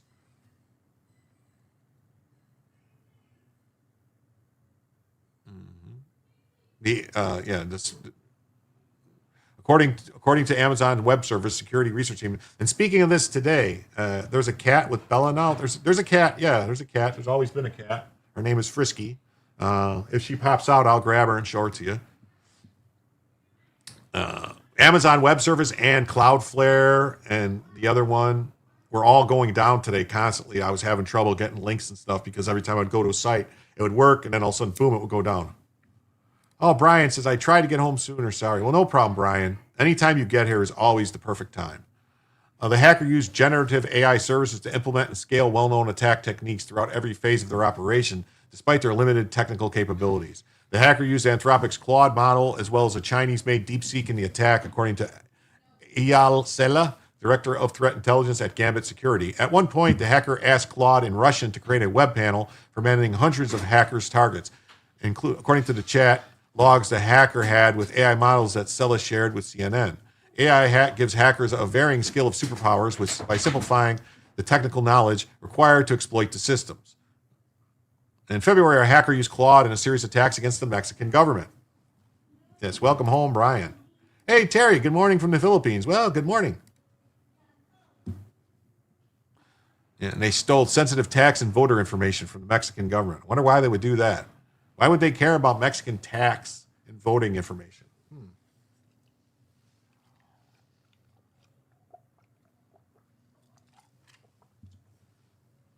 That means potentially mining any leaks of U.S. AI models to try to supercharge their own cyber weapons, he said. AI advancements in cybersecurity are a double-edged sword. Attackers can use AI models and agents to boost their abilities, while those same capabilities enable continuous monitoring, faster threat identification, and automated patching at a scale no human team can match. But attackers only need to find one way in, while defenders have to cover every surface. Kramer described it as building an army of good guys to fight the army of bad guys, just to hold the line. Because they voted in U.S. elections, it's possible. Who knows? Good evening. Hey, Kelly, how you doing? Great to see you. Karen, great to see you too. Hacking life in prison. Something's going to happen. They're going to probably have to do something, you know. And here's the thing that's the scary thing. and that's something that I hope doesn't happen because it would be horrible. But what happens when they start doing stuff like, well, every person is going to have like a digital fingerprint, like not like a digital fingerprint, so we know it's you, so we can identify it's you. That way, if any crimes are committed with your fingerprint, they can just ban you from the internet altogether. That's what they're going to do next. Watch. Dystopian, Orwellian crap. That's what they're going to do. Hey, look at this. Brian Ogden says, I'm paying the late tax. Thank you, Brian. Thank you. With that 5, that means we are now just $51 away. So we're almost halfway there to another hour. Just $51 away. Thank you, Brian. Yes.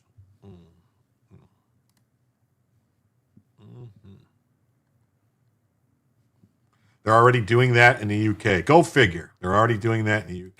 Go figure, Sanglite. Thank you. Wow. And, from ABC, this is Montana right now. Leaked Anthropic post warns of faster AI cyber attacks. So it's basically the same thing. What are the latest AI cybersecurity threats? How can organizations protect themselves? Why is Anthropic's model and how does it work? So this leaked it out. So that's crazy. This is crazy.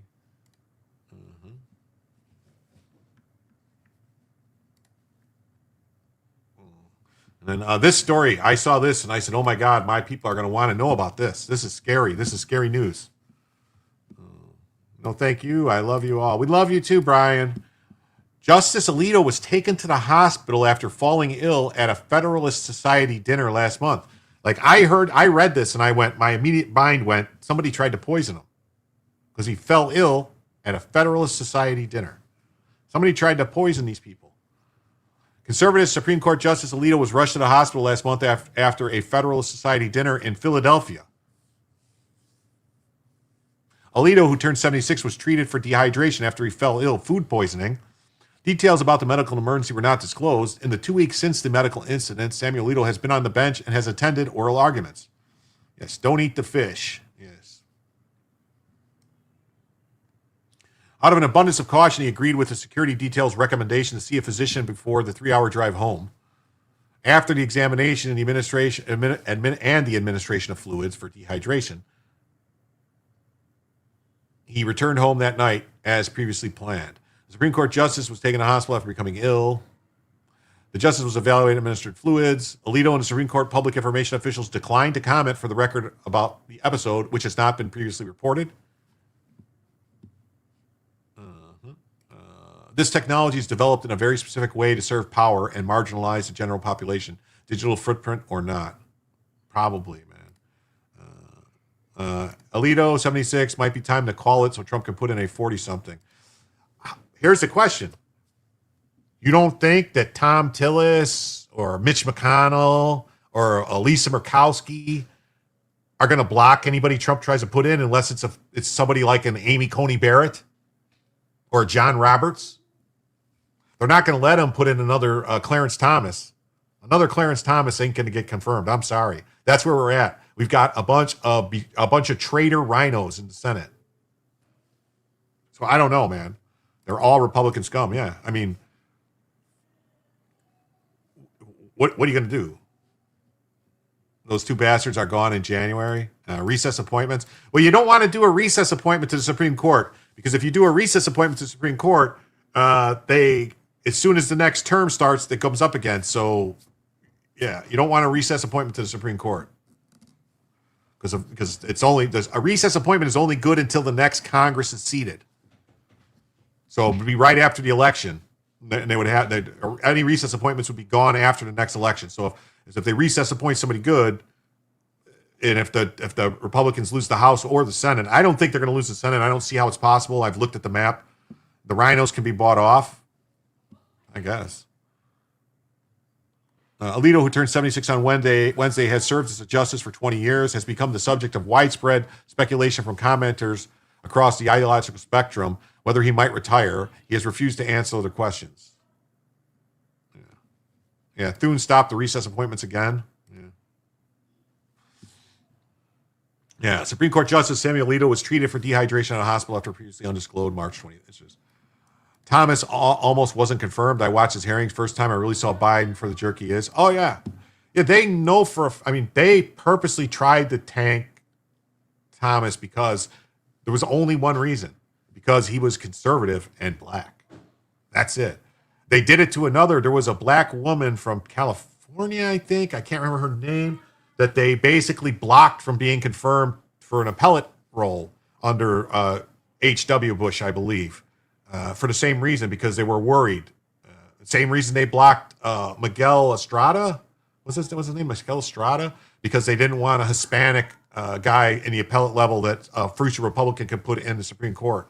I mean, the Democrats, they're demon rats. They plan this shit out. They will block people being appointed to the appeals court because they're like, oh no, that person will then be going to the Supreme Court and we won't be able to block it because we'll look like racists.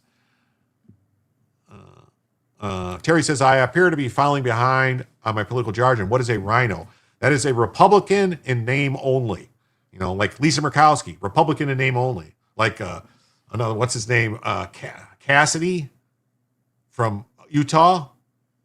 He wasn't a Republican 2 years ago. He was the head of the Salt Lake City Democrat Party. And then the rhino governor, you know, the guy who supports trans and kids and everything, the Utah governor, he picked him. I remember Biden, stupid ass, asking questions, and Thomas would just look at him.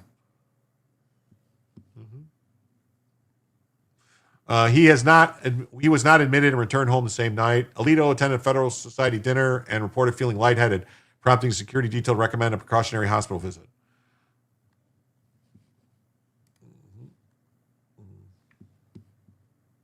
Now this says, like, this is how they report this. Which Supreme Court Justice Alito was briefly hospitalized in March. Do you consider it being hospitalized if you just go into the emergency room and they look at you and send you home? I don't think that's being hospitalized. I think that's being checked out. Which part of demon rats are evil and racist? But I repeat myself. He's the second oldest member of the Supreme Court. So basically it. Alito has not missed any scheduled arguments in the Supreme Court session that began October 2025, except for the argument in Chevron versus Plaque Mines. In that case, in which Louisiana localities allege energy companies damaged the state's environment, Alito recused himself because of financial conflict of interest. They're all of a sudden reporting this a month later. What would be the reason, Douglas, why they're reporting this a month later? Certain people want him out, and they want Clarence Thomas out, and so that. But I don't know if it's a good idea or not. I mean, it would be great if we could clone. Yeah, if we could have cloned Clarence Thomas or Alito, that would have been a great time to do it and get it done. After the visit, the justice participated and asked questions during oral arguments March 23rd for Watson v. Republican National Committee. Some Republicans have recently suggested that if Alito, who turned 76 on April 1st, retires, President Trump will have an opportunity to appoint a new, younger justice. In the case, Republicans lose control of the U.S. Senate in the November elections. When a president nominates a justice, the Senate conducts hearings and votes on whether to confirm the nominee. Alito is the second oldest member of the court after Justice Clarence Thomas. Like I worry about, I go to sleep every night. I say a prayer for Justice Clarence Thomas because I can't imagine how the Supreme Court's going to be without Clarence Thomas there. Trump said in an interview with Politico that he hopes Alito and Thomas stay on the Supreme Court because he thinks both those men are fantastic. Alito has made no public statements, indicates he intends to step down. Yeah, I mean, here's the problem though. If they don't think about it, you know, like Ruth Bader Ginsburg refused to step down because she said that, you know, hey, I'm not political. I'm not going to step down just because of this. Like, I'm here to serve for life, and I'm going to serve for life. That's what she said. I believe that Demon Rats and Republicans are two factions of the same party, the business party. Actually, Chomsky said that. Yes, there is a giant uniparty that is the establishment. That's something that, like, the MAGA, like, Tea Party was supposed to be that, and then the Tea Party was quickly corrupted when they went to Washington. Trump is not good at picking justices. Amy, I rest my case. Yeah. You know. Trump appointed 3 justices in his first term: Neil Gorsuch, Brett Kavanaugh, and Amy Coney Barrett.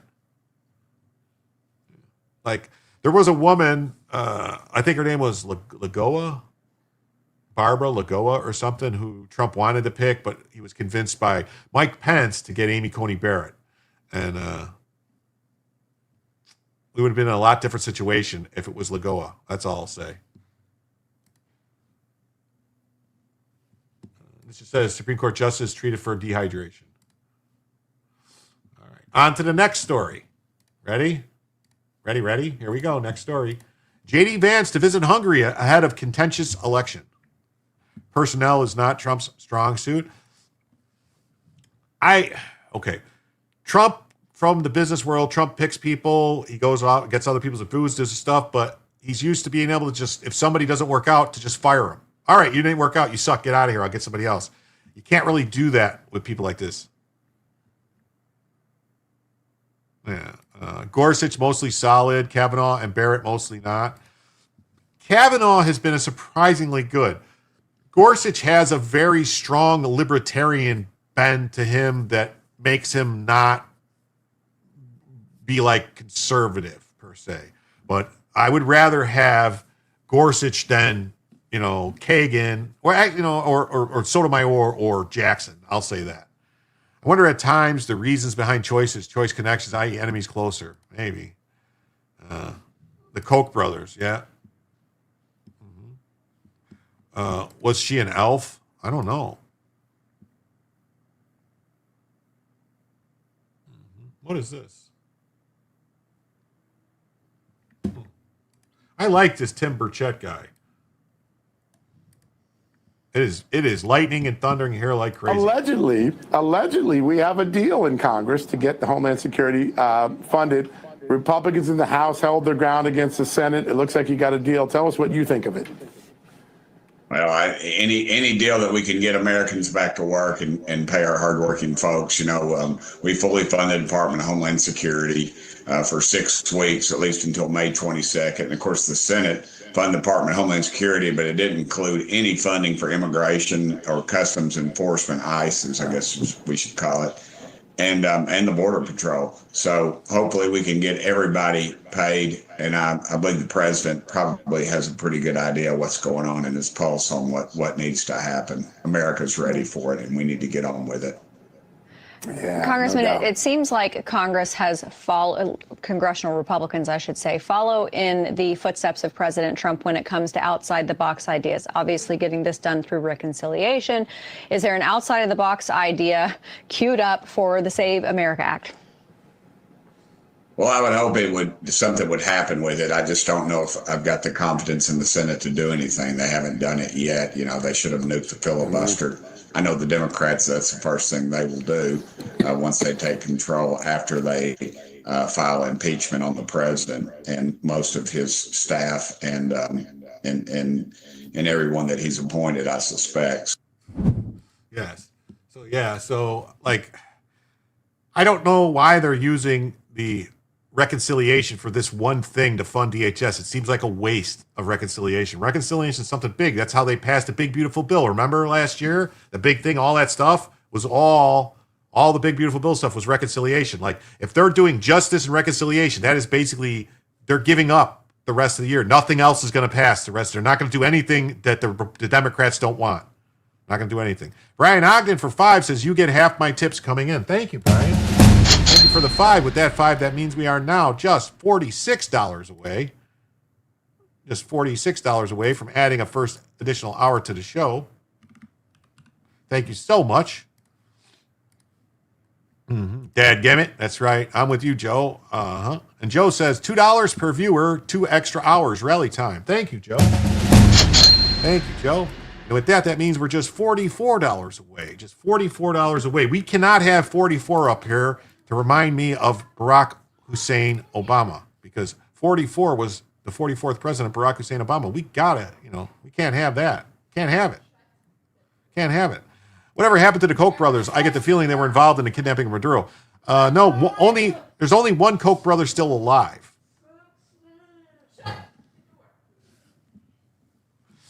Thank you. Burchett and Kennedy are my favorites. California's on fire again. Oh my God. It's totally blocking the standing filibuster. It is. Here's the thing. The filibuster is not what they made it become. There was never this complete block on legislation by the minority. You were supposed to be able to talk and say your piece. everyone got to talk twice. So the filibuster was somebody standing up there and talking, and they just wouldn't sit down. The reason they don't want to do this is because then they can't do anything else, which they're not doing anything anyway. So they should get back to the way it used to be, where they would make these people, if they wanted to filibuster, they had to get up there and talk, and not sit down. And they only got to do it twice. And once everybody got their say, or didn't, once the people said, now they're done, that was it. It got voted on, and it was 51 votes. You only needed the 60 votes to stop that from happening. So if it took 30 days or whatever, because if people could talk for a day or whatever, but no, who's going to do it? Who's going to stand up there and talk? Cory Booker? Spartacus? No. They need to get back to the way it was. This is not the rules that the minority can block it forever and just say, oh, never. This is ridiculous. Too many justices think they were appointed because they were supposed to decide issues based on ideology, not law. Well, that's a problem. That is a problem. And he says, I get that, but the court must choose between perfect and the election to get them out of it. If the court you want for your enemies for a far better angle to view them far away. And then Brian Ogden, hold on. DHS is part of the 911 Fed power grab. Get rid of it. I don't disagree. Brian Ogden for another 5. Wow. Thank you, Brian Ogden. That means we're now just $39 away from adding a first extra hour to the show. Come on, people. Don't make Brian be the only one donating to the show here. This is, war is coming. I believe we're already at war. Yeah, I thought I heard one of the Koch brothers pass. I think one of them passed like many, many years ago, like 5-6 years ago. Real war? Okay. Yes, thank you, Brian Ogden. You're killing it. You'll be fighting. Everyone will fight this one. Terry for $2. Thank you, Terry. With that means we are now just $37 away from adding a first extra hour to the show. Thank you all so much. You're so generous. What's this on Twitch over here? It says Rand Paul will be the biggest advocate against repealing the filibuster. They don't need to that's the thing. They don't need to repeal the filibuster. They just need to return the rules to where they were in the 1950s and 60s. It was in the 1970s where they changed. I believe it was the 70s or 80s where they changed it to this. Actually, no, it wasn't. It was even more recent than that. It was more recent than that. I think it was during the Clinton administration.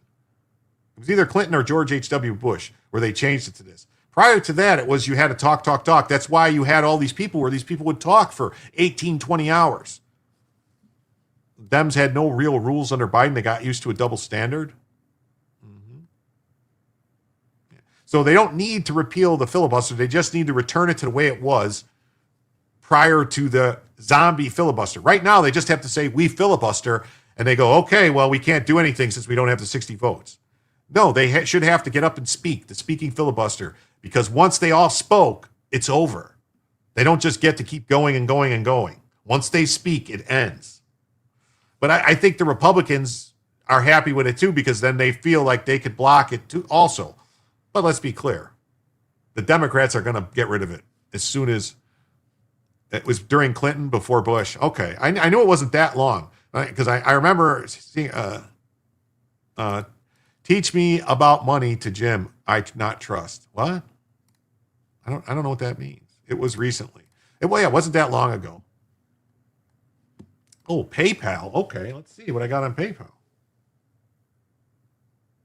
Oh, thank you for 5 on PayPal, KP. Thank you so much.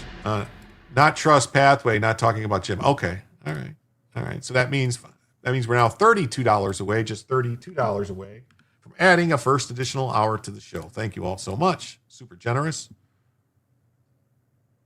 Did you forget who the majority leader is? He won't do it. He's what they call my country a piece of shit. Okay. So Vice President J.D. Vance will visit Hungary this month and meet with Prime Minister Viktor Orban ahead of the parliamentary elections in that country. Vice President Jance and Second Lady Yusha Vance will visit Budapest, Hungary from April 7th and April 8th. While in Budapest, the Vice President will hold bilateral meetings with the Prime Minister. The White House said in a statement, the Vice President will also deliver remarks on the rich partnership between the United States and Hungary. Clinton did it from getting impeached. Okay.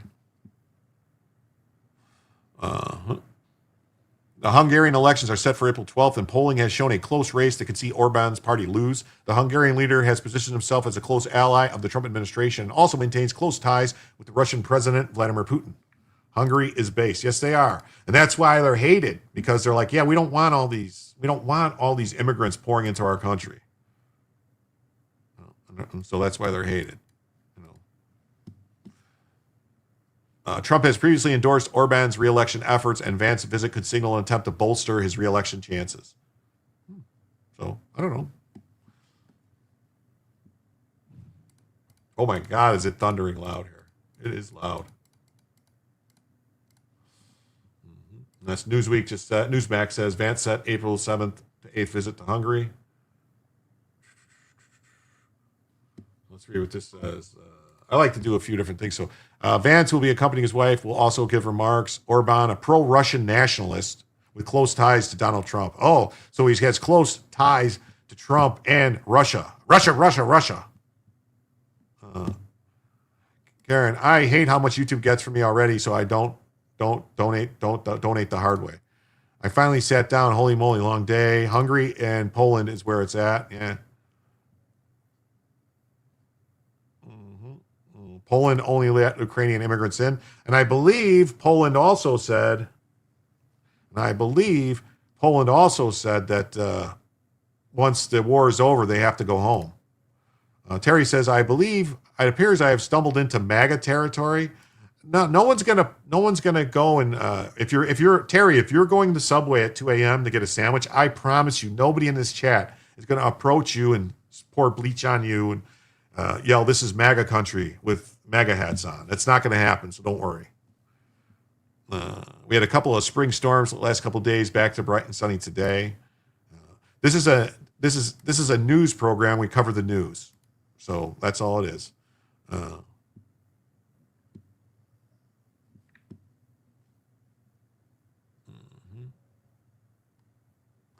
If Orban's party wins, he will enter his 5th straight term in office. Last month, Trump endorsed Orban and called him a strong leader. Vance's trip follows a mid-February visit to the country by Secretary of State Marco Rubio, who else is very surprised at how good Marco Rubio is doing as Secretary of State. I mean, he was my senator. I was not happy with him. I would have voted for just about anybody else besides Marco Rubio, but man, he's really shocked me what he's doing as Secretary of State. Like, I didn't think he had it in him. I didn't.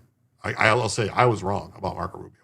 Since Orban's return to power in 2010, he has repeatedly tussled with the European Union, with Polish and Irish leaders condemning his government's close links to Moscow. And Orban has regularly paralyzed EU foreign policy making by wielding Hungary's veto, holding up EU sanctions against Russia over its invasion of Ukraine and blocking aid to the war-torn country. Yes, Publix has great sandwiches. Yes, they do.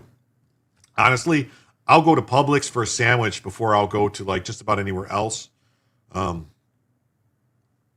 Really, you're very surprised. What are you surprised about, KBT? Yes. Everyone is welcome, Terry. Yes. Oh, you're very surprised about Rubio? Yes. You were raised by a Hungarian granny. She taught me to bake desserts like a son of a bitch. Okay, that's awesome. Rubio is thriving under the Trump administration. He seems to enjoy Trump. Yes, Rubio and Tulsi have been pleasant surprises. Yes, I am not happy about these rumors floating around that Trump wants to get rid of Tulsi. Like, Tulsi needs to be there. She really does. He needs somebody there that'll tell him, hey, no, this is the real deal. Don't listen to these people. That's my opinion.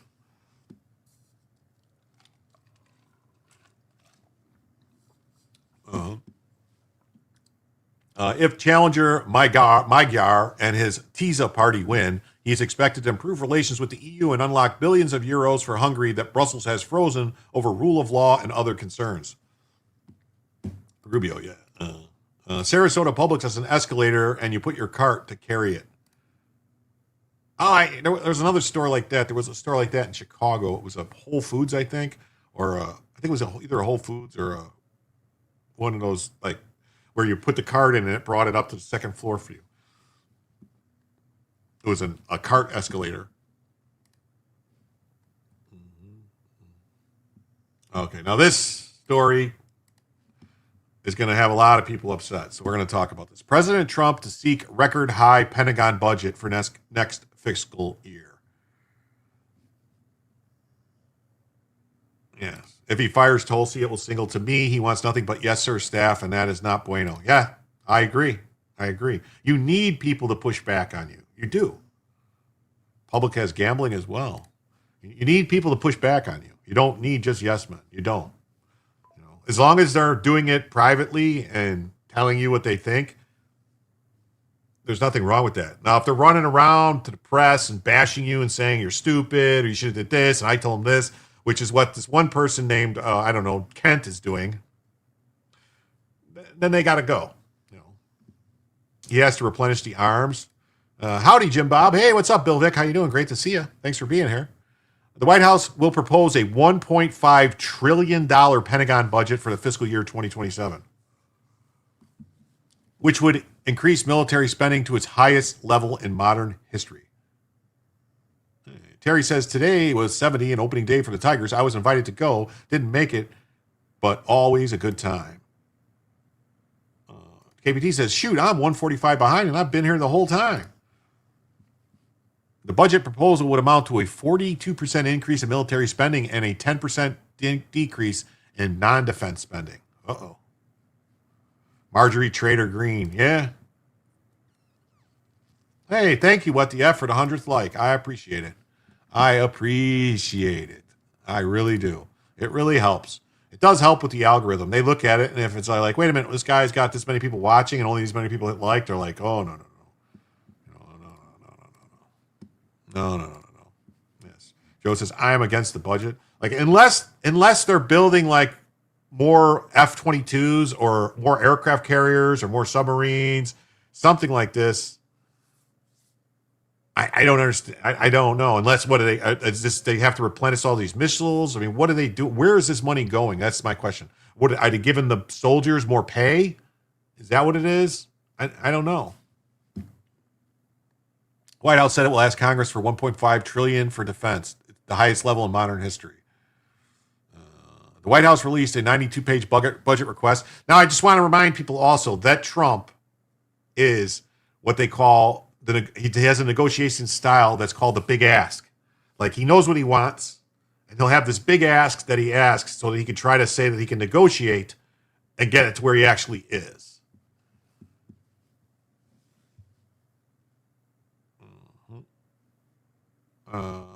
They need to upgrade the fleet, air and sea, computer systems, have our own IA and electric plus dome. It's money, unfortunately. Oh, is that what it is? Is it the Golden Dome? Is it that money?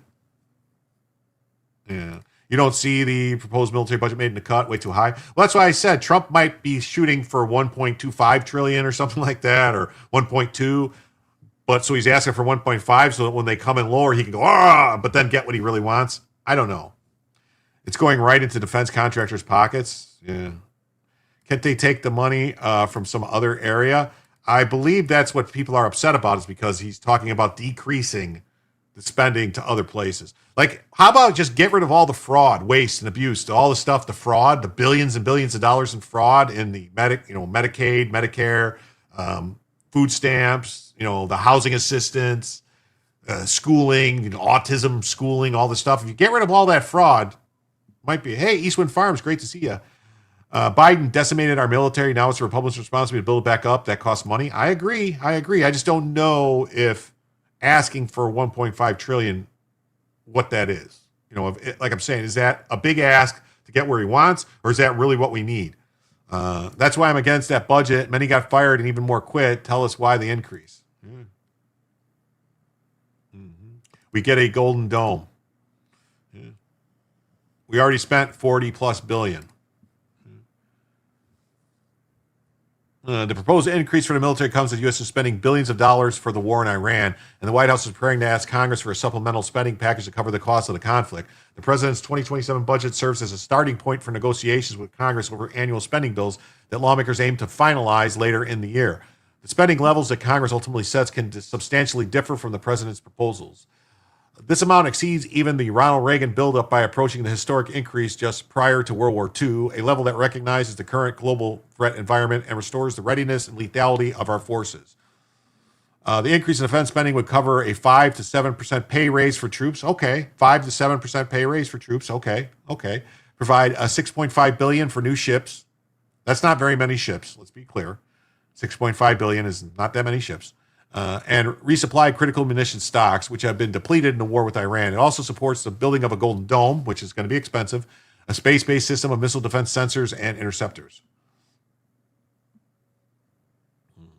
Here's a thought. Let us purchase from cheapest, not from mandatory sources. That would save us millions.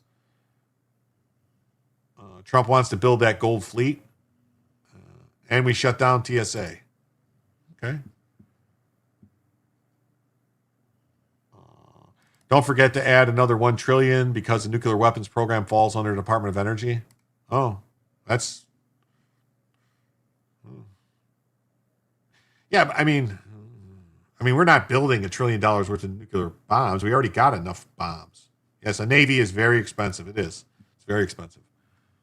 The budget for the Department of War advances President Trump's delivery of peace through strength by reinvesting in the foundations of American military power, from defense industrial capacity to readiness and health of force, and ensuring the United States maintains the world's most powerful and capable military. No F-22 building. No, I know we're not building any F-22s. I'm just saying I could, like, is there a big expenditure in here for the new fighter, the new, what was it, F-47 or something like that, or F-40? Pentagon needs to search its hidden bank accounts and couch cushions for already have the money. You ain't kidding. Like, I'd love for them to pass an audit. You know, that'd be nice. Yeah, I mean, we don't have the capacity that it's crazy. All right, already. The blueberries are clean. That's awesome. Mandatory means RE sources. X-47. Okay. There's no way to intercept hypersonic weapons. Maybe. I don't know. I mean, if they get a laser to work, maybe. America's already begun to strengthen and reinvigorate the military by committing tens of billions of dollars to new and innovative programs such as the Golden Dome and making critical investments in the defense industrial base. Like, oh man, like, it takes us too long to build ships. It takes us too long to do just about anything anymore. It really does. Like, they spend years and years and years getting stuff ready, and then by the time it's put out in the field, it's already old and antiquated. I mean, think about it. They say when you go to the store to buy a computer, you go into the store, you look at this computer, they say this is the best computer on the market right now. It's got the fastest chip. It's got the greatest graphics card. It's got all this stuff. They say by the time you get it home, it's already obsolete. I don't know about obsolete, but it's already, I don't know.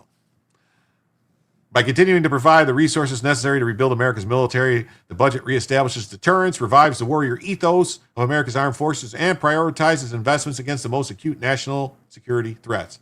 The budget restores the readiness and lethality of the forces by ensuring America's warfighters are trained, equipped, and medically ready to fight and win. Those aircraft carriers are giant rubber duckies sitting out there. Okay. Because of all the stuff we've done, like cutting government employment, that we've been very fiscal responsible. We've also had an increasing eye on the importance of national defense and potential budgetary costs of that. It's fiscally responsible. Increasing spending on defense because of the things we're seeing in the world, he added. All right, let's hear this guy explain it. $640 for toilet seats in the 80s, inflation. But that's the thing, Douglas, there was no $640 toilet seats. Those were budgeting tricks they used to hide things like the F-117 stealth fighter, the B-2 bomber, all these things that nobody knew about until we said, here, look, we got this. The money had to come from somewhere. Proposal from the White House came out about 60 minutes ago. Just give me a top line headline. What does it say about this White House and what its priorities are? Well, I guess that because of all the stuff we've done, like cutting government employment, that we're being very fiscally responsible, but we also have an increasing eye on the importance of national defense and the potential budgetary costs of that. And so it's fiscally responsible and an increasing spending on defense because of all the things that we're seeing in the world. And we will see in the end what kind of traction it gets. Kevin Hassett, thank you for your time.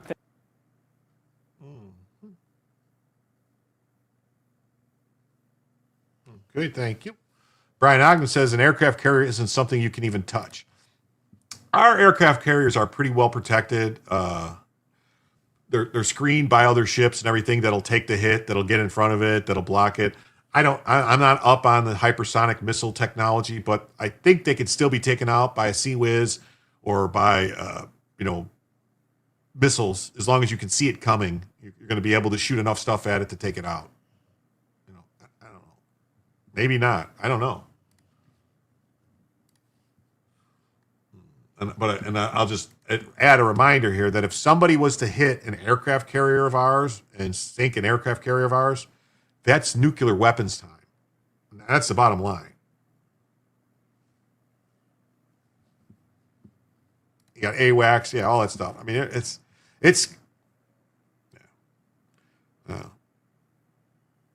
Republican leaders on Capitol Hill are starting to embrace the concept of sidelining Democrats to boost Pentagon dollars and immigration enforcement. See, like, here's the thing. If they really want to do this, this would be part of the reconciliation package. They would roll this all in. If they do that, I don't know, man.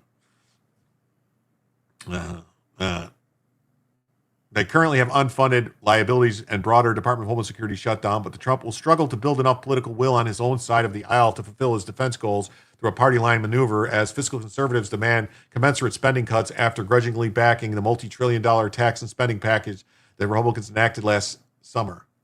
The administration's whopping military spending request comes as Trump argues the U.S. is on the verge of achieving its aims in the month-long war against Iran. Through the blueprint released Friday, appears to be separate from an expected supplemental funding request to finance the Middle East campaign.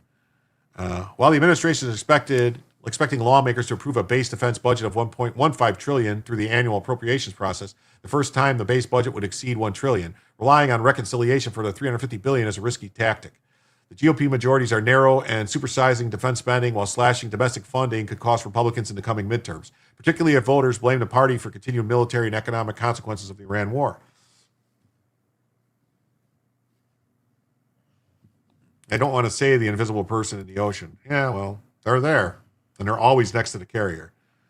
The White House labeled the budget historic for its investment in military hard power, name-checking priority investments such as Trump's Golden Dome missile defense shield and a planned Trump-class battleship as part of the Navy's Golden Fleet. Read the full budget proposal here. I'm not going to pull up the full budget proposal because I don't understand how that all works.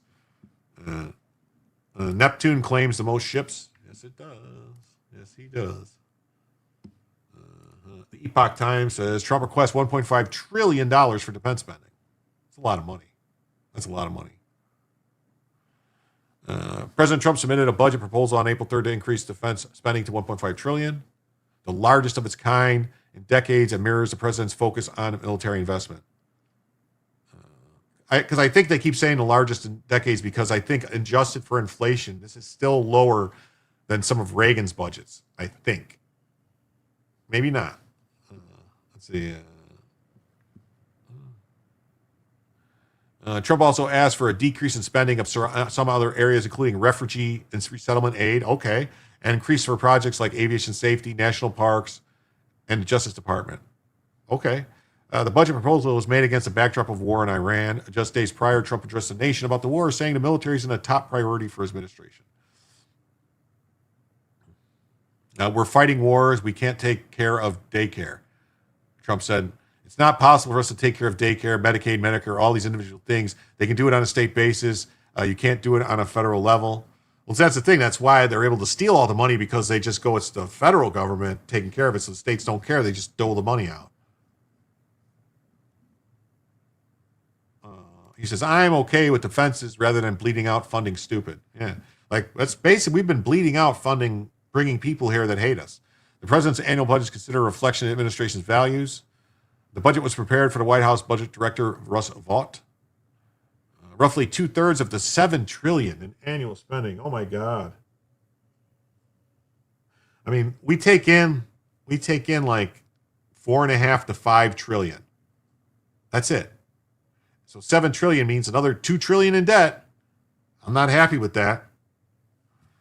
The last category is expected to continue to grow alongside the aging population. Well, the rest of the budget is typically split between defense and domestic accounts, with nearly 1 trillion allocated to each. Those categories are what cause contention among lawmakers each to patch budgets through Congress. So roughly 2/3 of the 7 trillion goes towards Medicare and Medicaid. So basically 2/3. So that's That's basically the entire thing that we're collecting. Everything that we collect in taxes is going to Medicare and Medicaid, and the rest of it's all debt. Don't forget, China is leading 57 out of 64 high-tech industries. If this trend continues, the United States will be left permanently behind. Well, that's partly because we're letting China steal everything from us. China doesn't develop anything. They steal it. They don't develop anything. They steal everything. That's all they do is steal. China. Let's be clear.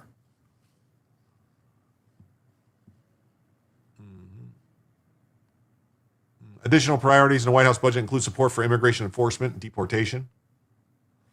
The budget eliminates cash handouts and free health care used to welcome millions of illegal aliens into the United States to the detriment of American citizens. Maintaining the funding allocation for ICE would allow the agency to continue to opening detention facilities. The president's also asking for a 13% increase in Department of Justice funding and a $10 billion mandatory fund for the National Park Service beautification projects. Well, that's good.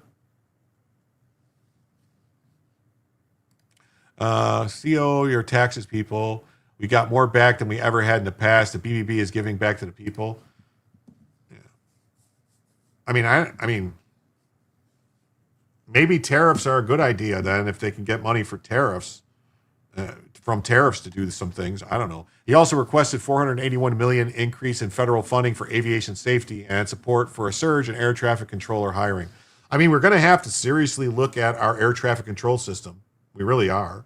I mean, with the drone stuff, we're seeing drones all over the place. They're doing things with drones. I mean, what happens if some terrorists decide, do your taxes? Okay, yeah, do your taxes. We're going to have to decide if we want to, be able to fly places without being worried about people just flying drones into planes, because that's going to happen soon enough. Too much flying, in my honest opinion. Okay.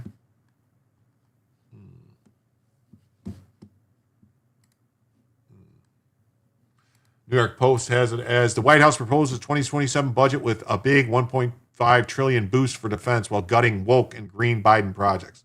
Well, if that's all it is woke and green Biden projects, I think everyone could agree that why would you want to spend money on woke green stuff? I mean, if green stuff really worked, why would they have to back it by the government? Tariffs are a tax on imports and ultimately paid by the consumer. That's not true, Terry. That's not true. I'm sorry. Because tariffs are different from different people, different places. So if you can get it somewhere else cheaper, you do. But the market can only carry what the market can carry for a product. So they can't just jack the price up for the tariff. They're going to have to actually make some adjustments, cut into their profits, stuff like that. And if it's something that could be made in the U.S. at zero tariff, why wouldn't it be made in the U.S. then?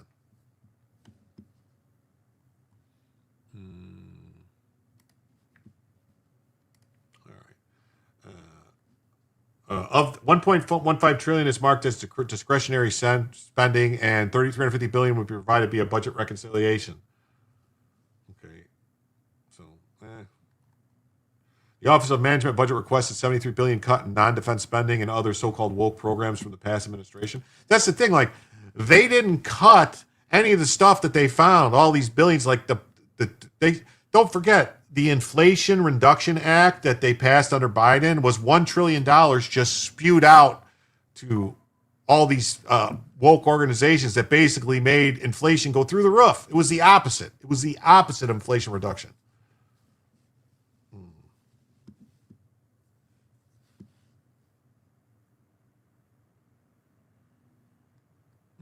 Defense budget includes a pay bump between 6 and 7% for all troops.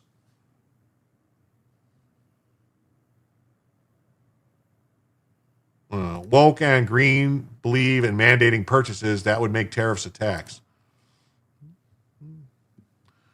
The amount exceeds even the Reagan buildup by approaching historic increases just prior to World War II, a level that recognizes the current stuff. So we read all this stuff. All right. Well, there's a nice aircraft carrier. Look at that.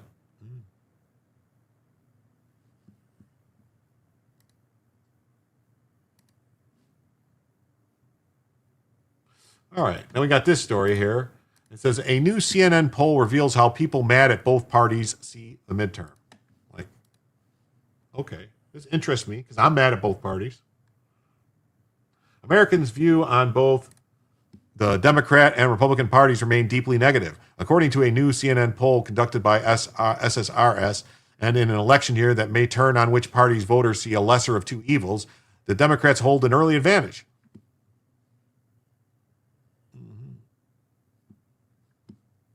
About 1/4 of the public holds a negative view of both parties, the so-called double haters. Voters in that group prefer the Democrats in the upcoming midterm by 31 points.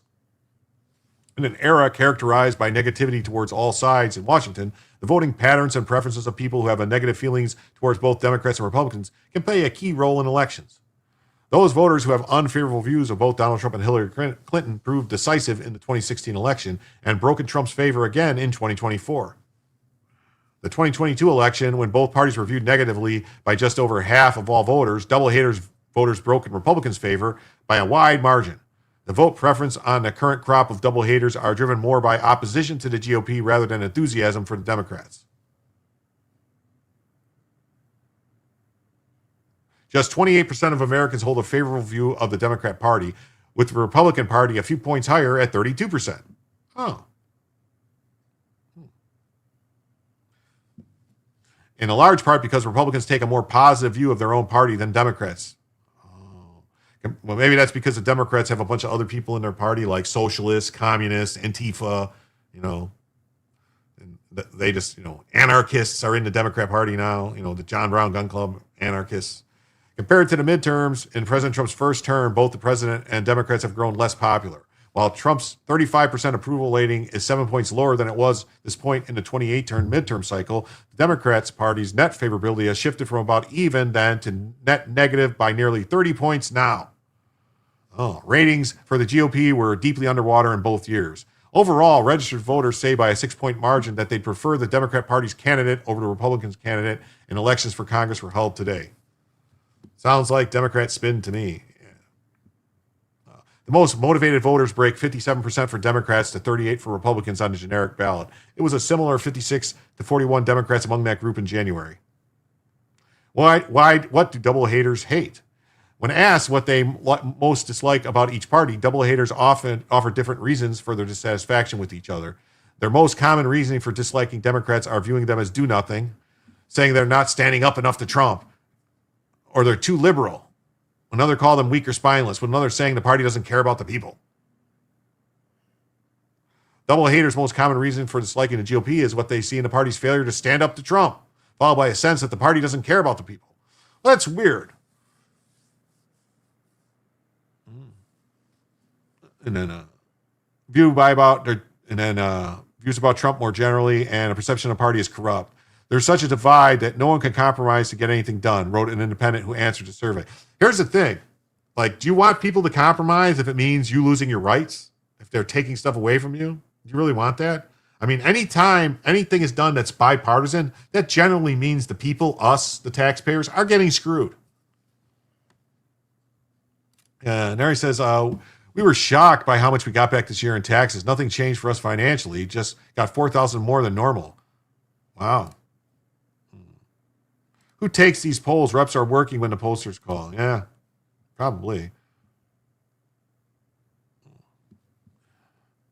Democrats have an advantage with their base. The Democrat Party faces greater internal discontent and dissension than the GOP, but also a clear advantage in motivating its base and ability to capitalize on anti-Trump sentiments. Bella looks like she disagrees with CNN. Probably. Democrat and Democrat-leaning registered voters are 17 points likelier than those aligned with the GOP to describe themselves as extremely motivated to vote, even as they're 14 points less likely to hold a favorable view of their own party. Democrats' overall advantage of motivation on the generic ballot, which has remained relatively stable in recent polling, also matches a trend in midterm politics that predates Trump. Voters tend to swing against the party in power, particularly when the occupant of the White House is as unpopular as Trump currently is. Why is he so unpopular? Well, because you guys just keep calling him a fucking racist and a Nazi and all this other shit. More than 3/4 of voters who plan to support the Democrats in the midterm see their vote as a message of opposition to Trump, while only about half who plan to vote Republicans say they'll do so as a way to show support for the president.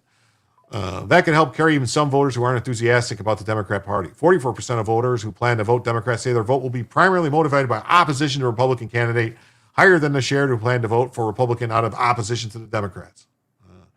Both party leaders in Congress, meanwhile, remain deeply unpopular with the public.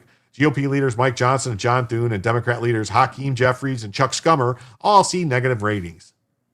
Schumer sees particularly low numbers with a net minus 32 favorability among the public as a whole and a net minus 4 among even those aligned with the Demon Rats.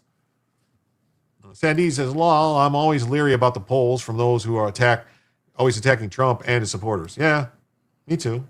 When judges have power to determine our rights are no longer unalienable. That's right. That's right. What's dividing each party? Both party supporters largely see their party as more united than divided.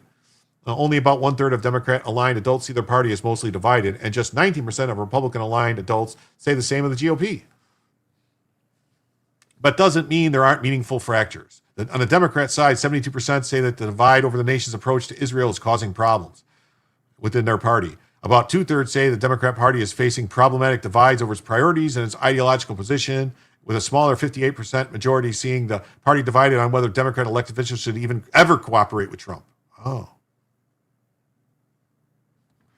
Don't they use more Dems for polls than Republican? Generally speaking, a lot of these polls, they have like +10, +12 Democrat. So that's how they skew the numbers. You always got to look at the numbers. Always got to look at the numbers and the makeups of the poll. You know, I mean, I can't honestly, with all the bad press about Israel and stuff. I don't really, I don't know how well the Republicans are going to do. I really don't. I don't know how well the gerrymandering stuff that's going on is actually going to help. I don't know. I don't know. I think a lot of these states might have cut it too tight, and it might backfire. Going both ways, both Republicans and Democrats in these states might see things turn out the way they didn't expect, because you can't cut them so slim like that and expect it to work. People are finally getting to see how broken our government and justice system really is. There's a good reason people don't trust those in Congress. Yeah. Just above half of Republican-aligned adults think the GOP is facing problems due to divides on what the party should focus on. Yeah.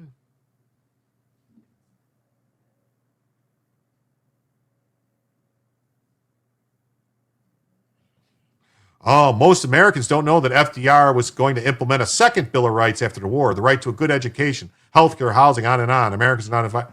Oh, so Terry, you're a communist then, because FDR was a fucking communist. He was a tyrant who threatened people. I mean, come on, dude. You don't have a right to anything that has to be provided to you by somebody else. You don't. That's not how rights work. Your rights are things the government can't take away from you. That's your right. That's something you have that's inalienable. You can't have a right that someone has to provide you with a house. Someone has to provide you with health care. Someone has to provide you with this. Those aren't rights. Those are entitlements. And that's part of the problem. Democrats are scamming the most nations vulnerable how they do even have a chance in the midterms. Yeah, they just lie. But there's also a split on how divisive those issues are within the GOP. Yeah, moderates are 24% likelier than conservatives to say the party faces problems. The younger Republican-aligned voters, meanwhile, stand out as particularly disengaged from the coming election. Well, that's that. This is about 1 in 4 hold negative views of both parties. Okay, this is Iran war could drive up global food. Yeah, I don't get the love of FDR. Is it the wheelchair? He was bad. He was horrible, man. Horrible president. Horrible president. You have a right to work for what you want and pursue your dreams, period. Yeah. World food prices climbed in March to their highest level since September last year. Well, part of the reason is because everything depends on the cost to transport it. I mean, that's the bottom line. So if it costs more for put diesel in trucks to deliver food prices are going to go up. I mean, that's just, supply and demand, man, and simple economics. Mm-hmm. Yes, unalienable, not created by man, thus not controllable by man. Price rises since the conflict began have been modest, driven mainly by higher oil prices and cushioned by ample global supplies of cereals. But if the conflict lasts over 40 days and input costs remain high, farmers may reduce inputs, plant less, or switch crops to less intensive fertilizer supplies. Yeah. Yeah. FDR was the most popular president. Oh, yeah, sure. Yeah. What you're next? You're going to tell me FDR defeated the, FDR defeated his New Deal defeated the Depression. Come on, man. Those choices will hit future yields and shape our food supply. The FAO price index, which measures changes in a basket of globally traded food commodities, rose by 2.4%. And in March, 2022 peak reached after the start of the war in Ukraine. FDR is a Jim Trigger. Oh, man. Yeah, FDR was great. Yeah, no. We have so many wonderful things to thank him for. Oh, the first complete infringement of our Second Amendment rights with the National Firearms Act. Yeah, great. The cereal price index increased from 1.5% the previous month, led by a 4.3% increase in international wheat prices.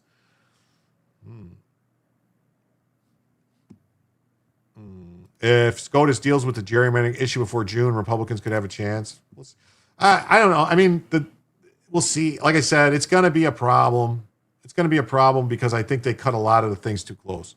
Global maize prices edged up as ample supply offset concerns over fertilizer costs. Rice prices dropped 30% due to harvest timing and weaker import demands.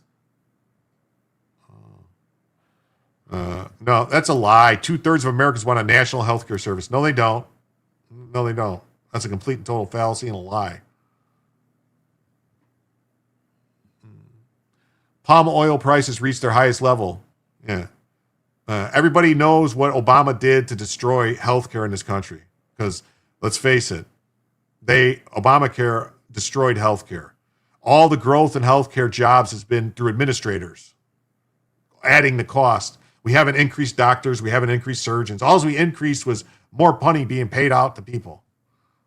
When did Prohibition begin? I think Prohibition began under Hoover or something, I think.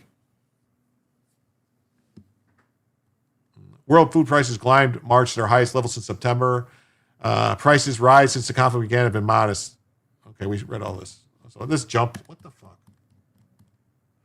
So sugar prices jumped 7% in March, their highest level since October. Higher crude prices drove expectations that Brazil, the world's largest sugar exporter, would channel more sugar cane into producing ethanol. In a separate report, the FAO slightly raised its estimate for the 2025 global cereal production forecast to a record 3.36 billion metric tons.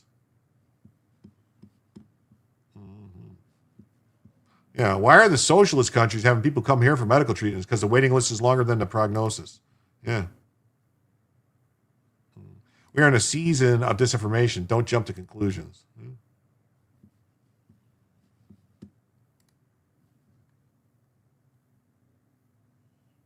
Oh, here's this out of the Jerusalem Post. Says U.S. strikes on Iran may constitute war crimes. International law experts announce. Obamacare had no health care in it, just insurance kickbacks or benefits. That's right. That's right. Because that was their plan all along. Screw it all up enough. That way people go, well, shit, the government should just pay for it. I mean, the government is already spending $6 trillion almost on Medicaid and Medicare. Like 5.2 trillion on Medicare and Medicaid. Where's the rest of the money going to come from? Yes. I want old knowledge of the native plant returned. Trump, who previously offered shifting timelines and objectives to the war, said in a televised speech on Wednesday the war could escalate if Iran did not give in to Washington's terms. Yeah, it was Hoover. That's what I thought. I think it was Hoover. I think it was. I don't know when it was repealed.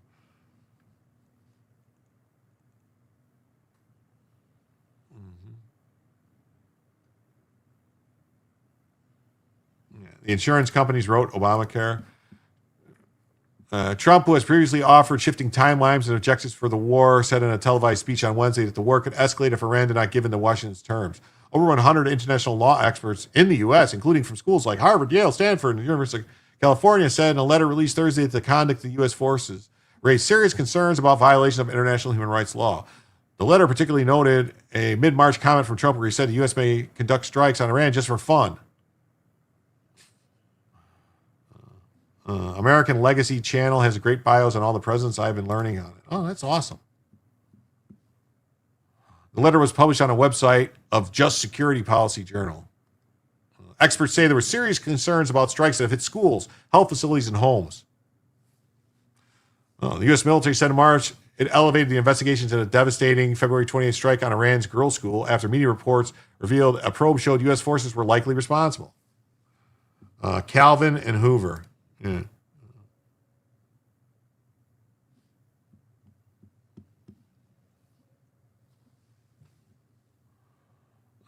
We are going to hit them extremely hard over the next 2 weeks. We are going to bring back the Stone Age where they belong. Okay. Well, I mean, I don't know. Trump sometimes says things that are, bombastic and over the top. That doesn't necessarily mean it's, going to happen that way. Al Jazeera says the same thing. 100 legal experts condemn strikes on Iran as possible war crimes. You in what army? We got this story. The Justice Department says law requiring presidents to turn over records at the end of the administration is unconstitutional. The Justice Department said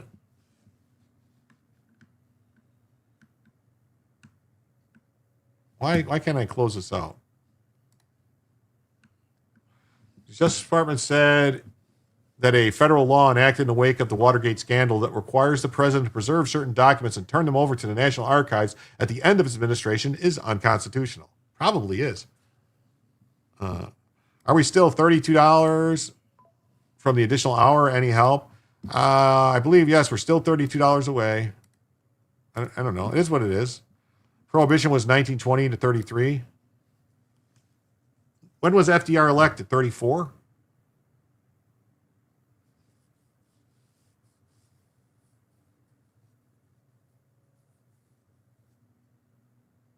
34. No, he must have been elected in 30. Right? When was FDR elected? 30 or 34 or 32? I don't know. The opinion from Assistant Attorney General T. Elliott Geiser, who leads the Office of Legal Counsel, concluded that the Presidential Record Act exceeds Congress's power and aggrandizes the legislative branch at the expense of the independence of the executive branch.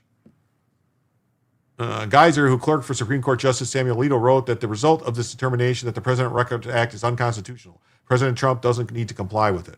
The PRA is not a valid exercise of Congress's Article 1 authority and unconstitutionally intrudes on the independence and autonomy of the president guaranteed by Article 2.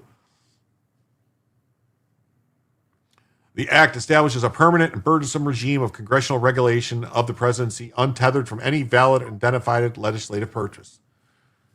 The Office of Legal Counsel's decision on the constitutionality of the records law was made public Thursday. The Presidential Records Act was enacted in 1978, 4 years after Richard Nixon's resignation. I've heard many times that Trump has messages within his comments. I lack military knowledge, so not catch them all. How much longer do we have to meet the goal? FDR was 1932. Well, we have until I stop. So I don't know. Like when I decide that I've had enough. What? What is this? Hold on.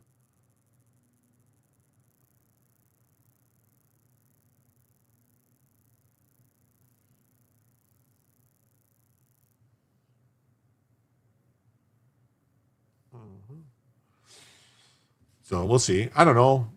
Probably another 10 or 15 minutes, maybe. I don't know. We'll see how long I want to go. How much longer?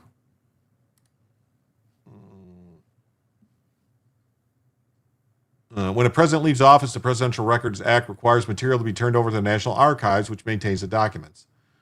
The measure governs the records for the president and vice president in certain parts of the executive office of the president, like a National Security Council, and sets out requirements for maintenance, access, and preservation of information during and after the presidency. Like this, I think it probably is unconstitutional that you have these people telling the president how he has to maintain his records. They just need to ask the Iranian people if they think these are war crimes. They love what Trump is doing. IRGC has done war crimes on their people. Yes, I want to point out that every single ship that is a merchant vessel transiting oil to other countries that have nothing to do with this war, that is getting attacked by Iran, is a war crime. Mm-hmm. Hey, G Sharkman for $2. Thank you so much. For the $2, that means we are now just $30 away from adding an additional hour to the show. Thank you so much. Imagine, no more news. Under the law, the White House must preserve material relating to certain political activities and information regarding the president's duties, including emails, text messages, phone records, but it excludes the president's personal records, which are documents of a purely private or non-public character.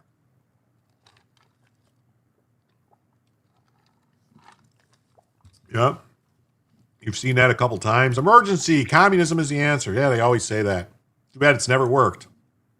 The Presidential Records Act has no enforcement mechanism, but Mr. Trump repeatedly invoked the law after he was indicted in 2023 on charges stemming from his alleged mishandling of sensitive government documents. Yes. The Depression forged the greatest generation. Hard times make strong people. Yes, it does. In a case pursued by then Special Counsel Jack Smith, Trump was accused of keeping classified documents at his South Florida resort. Well, he brought him there when he was president. So that's the whole thing I never understood. Like, the president brought him there. What was he supposed to do with them? Give them back? I don't know. Trump denied any wrongdoing and claimed that he was allowed to keep all the material. Office of Legal Counsel provides the president with and federal agencies with advice on legal questions, but his opinions bind the executive branch. And if a court reaches a different interpretation of a legal question, that determination prevails. So,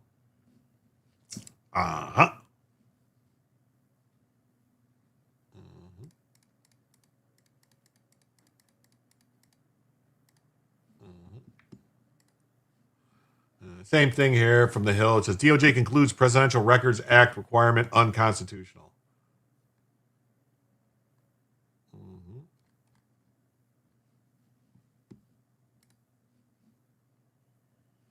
We got this story out of the Jerusalem Post. It says Trump threatened to halt Ukraine aid unless Europe joined Hormuz coalition. Hey, Nana, great to see you here. Thanks for being here, Nana.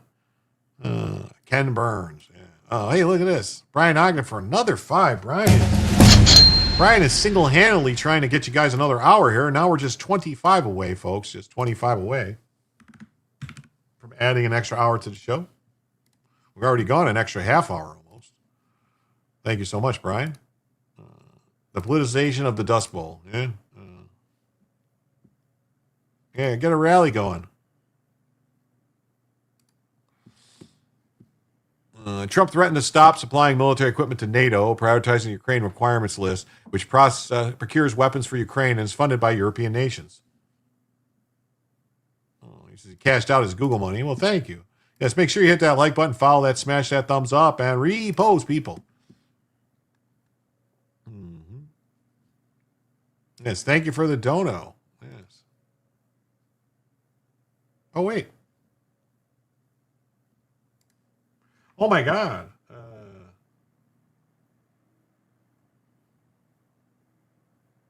I didn't know that. I didn't know there was anything coming in on. Yes, the goal. I did not know there was stuff coming in on Rumble. I'm sorry. So here we got this. It says, "Thus We Stand" is now a monthly supporter. Thank you so much. That's 5. So that brings us to 20. Thank you so much. And then another 5 and another from Fran VT, 1 more hour. Fran VT, did you get my first Rumble rant? No, I didn't. Sorry. Hope this helps your channel. Another 2. So that's $5, $6, $7, $8, $9. So that means we are now. Thank you so much, by the way, 9 and We Stand being a monthly supporter. So that means that $9 means we are now just 11 away from adding an extra hour to the show. Thank you so much. And then Nana comes in over the top with 20. Tactical assessment. Red Chinese victory. Impossible. America will never fall to communist invasion. Communism is the very definition of failure.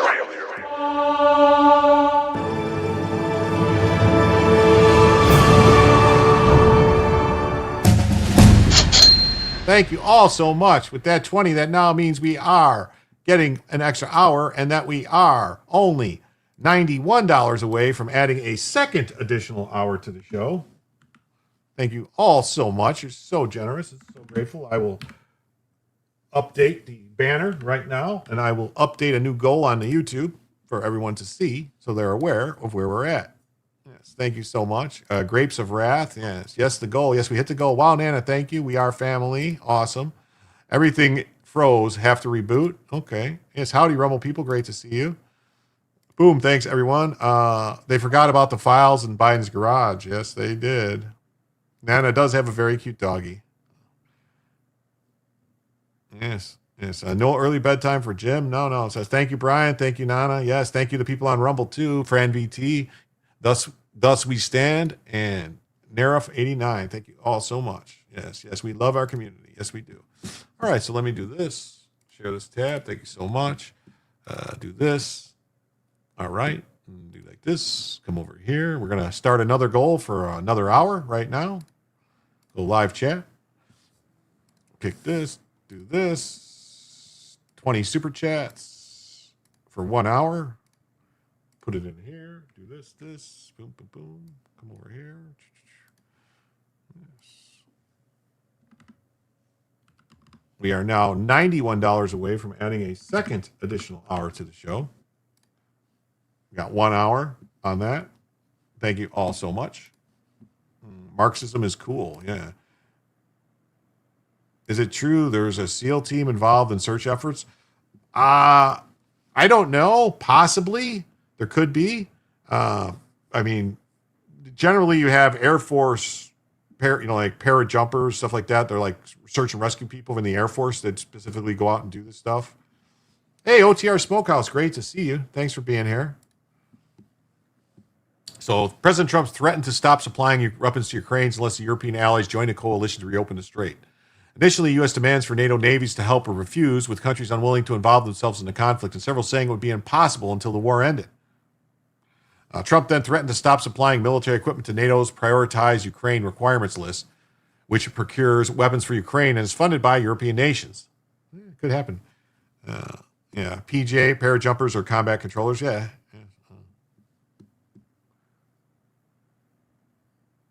Following the threat, urging NATO's Secretary General Mark Rutte, France, Germany, and the UK, among other countries, released statements on March 19th expressing readiness to contribute to appropriate efforts to ensure safe passage through the straits.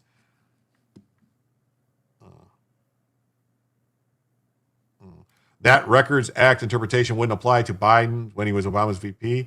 It could. It could apply to Biden, thus we stand. Thank you for becoming a member, by the way. Although Biden is not the president. He's the VP.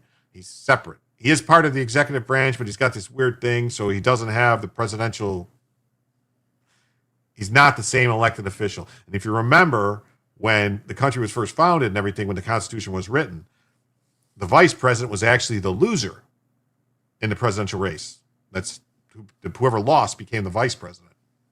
It was like that way, I think, all the way to the Civil War. I think. Pretty close.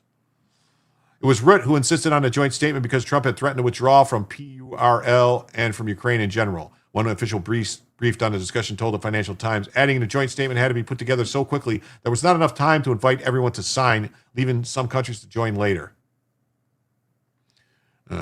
Trump was rather hysterical. Rutte spent 2 days before the statement was released making multiple calls with Trump and U.S. Secretary of State Marco Rubio. One official said Rutte described Trump as rather hysterical in his response to Europeans' refusal to join the effort to protect the Strait of Hormuz.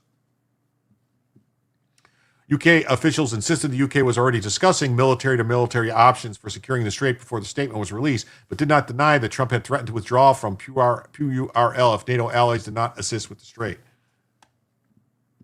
Yeah, that's right. NATO has not shown very much interest in securing their own oil, have they? No, they haven't. How there were not more dead presidents at the beginning, I may never understand. Well, because I think actually in the beginning, these people were like, they just had minor differences. They weren't like,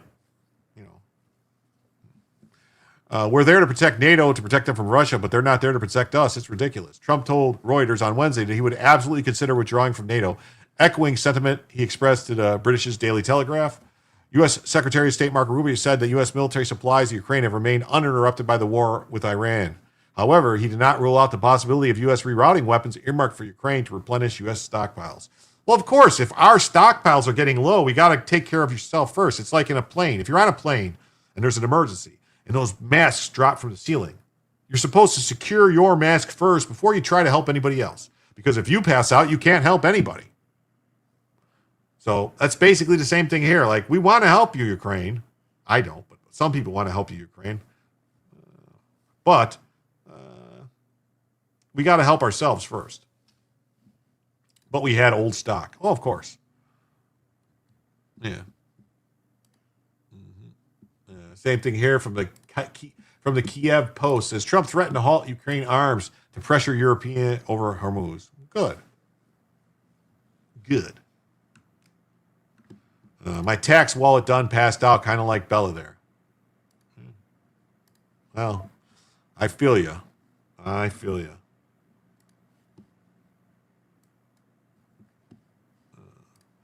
Trump threatened to Trump threatened to cut off weapon supplies for Ukraine. Did he threaten to cut off weapon supplies or just say we're going to stop doing this one thing? In response, Trump warned he could halt shipments to PURL, a NATO-backed weapons procurement initiative for Ukraine funded by European countries. So it's all this. Trump has repeatedly framed the war in Ukraine as Europe's responsibility while criticizing allies for not doing more to support U.S. operations against Iran. Well, I mean, UK Prime Minister Keir Starmer said he would host talks among 35 countries that have since backed the March 19th statement aimed at forming a coalition to secure the strait after hostilities end. Meanwhile, the conflict in the Middle East is straining supplies of Patriot air defense interceptors, critical for both Gulf states and for Ukraine's defenses against Russian missile attacks. Good with ending the subsidy. Yeah, why are we subsidizing it anymore? Ukraine war is pointless. Yeah, the problem was we weren't producing any new stuff. Yeah. If we need something for America, we're going to keep it for America first, he said. Of course. Paper Tiger comments. Trump separately called and escalated his criticism of NATO, calling them Paper Tiger. He's saying he seriously considered withdrawing the United States from the alliance, which he called a Paper Tiger. Yeah.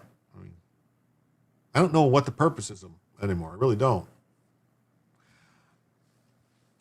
It's beyond reconsideration, Trump told the Telegraph. I was never swayed by NATO. I always knew they were a paper tiger, and Vladimir Putin knows that too. The remark marks one of Trump's sharpest attacks yet on the alliance and underscores a widening rift between Washington and European partners.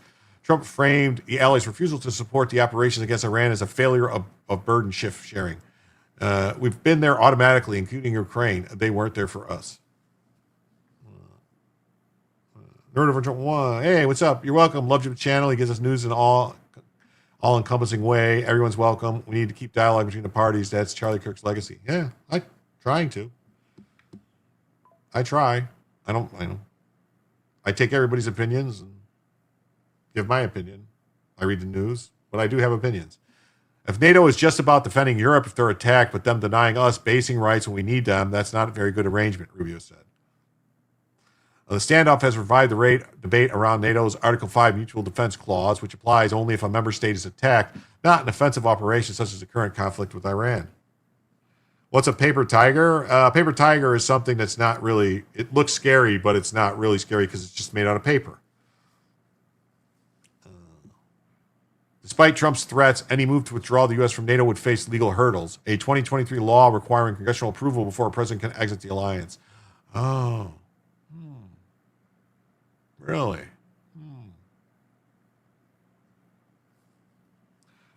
Treaties and alliances are set up in the Constitution. Congress can't just pass a law because they passed this law specifically because they were trying to say, oh, Trump can't do this. Yeah.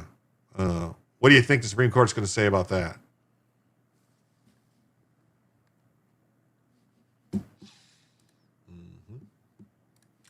Next story. Pete Hegseth signs order restoring Second Amendment rights on military bases, ending gun-free zones.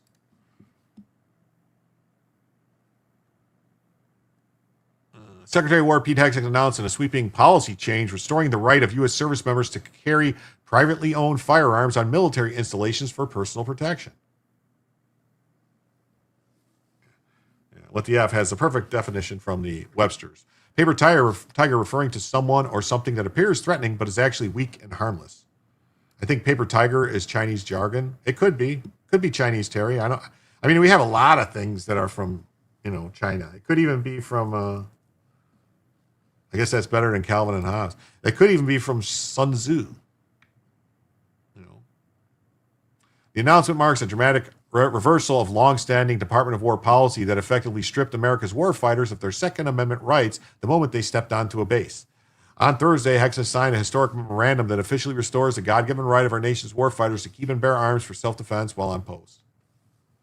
Oh, KBT says, I finished a tub surround remodel today. Just have to figure out the invoice now. Not tired. Too tired tonight.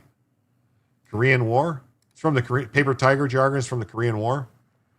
For decades, the men and women we trained to defend our borders were forced to disarm the moment they stepped onto a U.S. military installation, leaving them sitting ducks for terrorists and deranged shooters. Hegseth, the combat veteran who understands the reality of a firefight, didn't mince words in his announcement. He highlighted the absolute failure of the previous victim disarmament policies that led to tragedies at Pensacola Naval Air Station, Fort Stewart, and Holloman Air Force Base. Didn't it also happen at Fort Hood? Like years ago? Like several years ago? There was Fort Hood shooting. Like that Islamist guy who shot up a bunch of people. Hassan, I think his name was. Not Hassan Piker, but just... I can't think of his name. Under the new directive, installation commanders are now required to allow requests for personal protection carry. Unlike the previous bureaucratic nightmare, the new rule creates a presumption of necessity. If a commander dares to deny a service member's right to protect themselves, they must now provide a detailed explanation in writing. Yeah, Fort Hood, and he was a soldier. Yeah. Our great republic was founded on a simple yet bold idea. Our rights as citizens are not granted to us by government, but instead by God. 250 years ago, the Revolutionary War was fought to secure our God-given rights. The Second Amendment to our Constitution enshrines the right of all citizens to carry weapons to protect themselves, their families, and their fellow countrymen. Doesn't Fort Hood have a bunch of weird stuff, kidnappings all the time, or is it a different place? Yes, they do. They have a lot of issues going around. Like female soldiers getting kidnapped and found dead, and like a lot of weird stuff.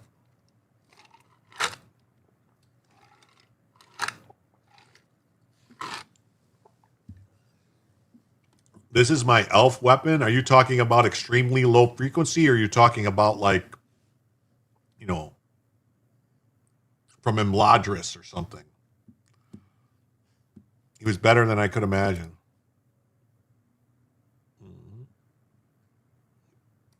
We put down our guns for killing too many.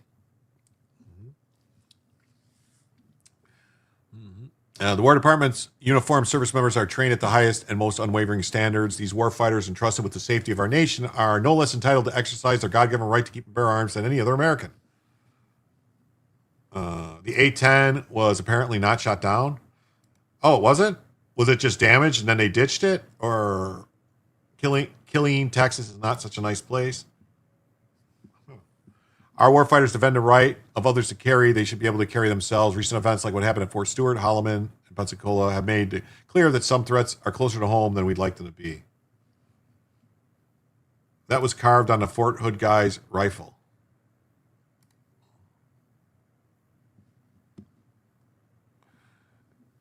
In these instances, minutes are a lifetime, and our service members have the courage and training to make those precious short minutes count. Before today, it was virtually impossible. Most people probably don't know this. It was virtually impossible for a War Department personnel to get permission to carry and store their own personal weapons aligned with state laws where they operate our installations. Huh.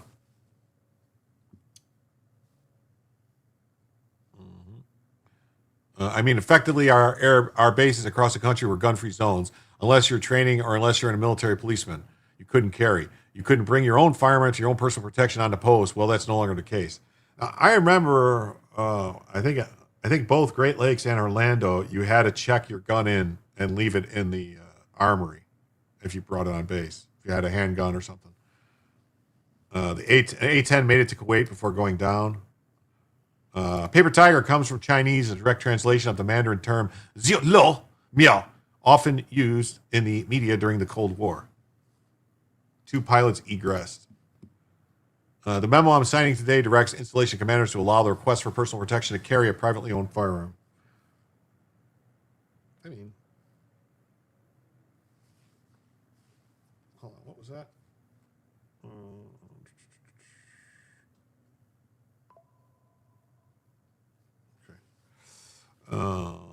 Fort Hood didn't let the service members carry in the base. Yeah, but he did because he was an officer and it was his, personal, like his duty sidearm that he got to keep or something like that, if I remember correctly.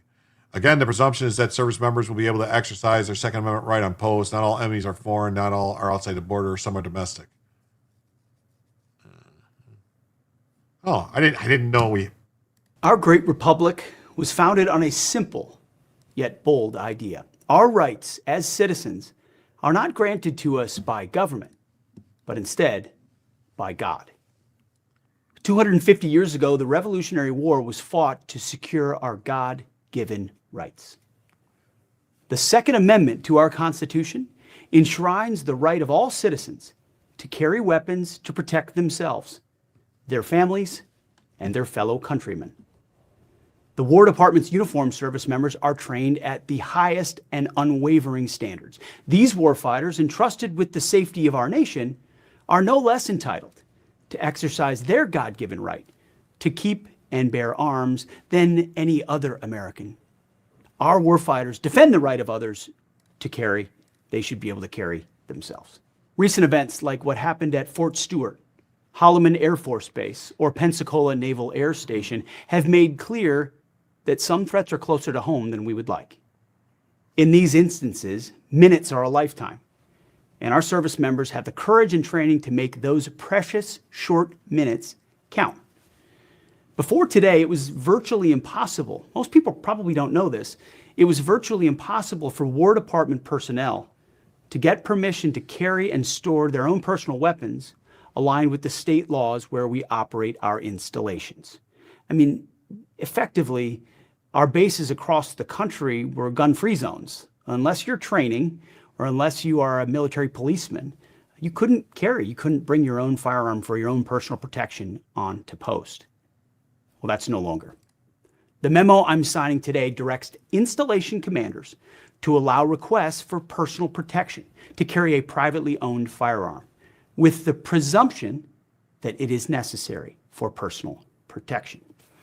If a request is for some reason denied, the reason for that denial will be in writing and will explain in detail the basis for that direction. Again, the presumption is service members will be able to have their Second Amendment right on post. Not all enemies are foreign, nor are they all outside our borders. Some are domestic. Confirming your God-given right to self-protection is what I'm signing into action today, and I'm proud to do so.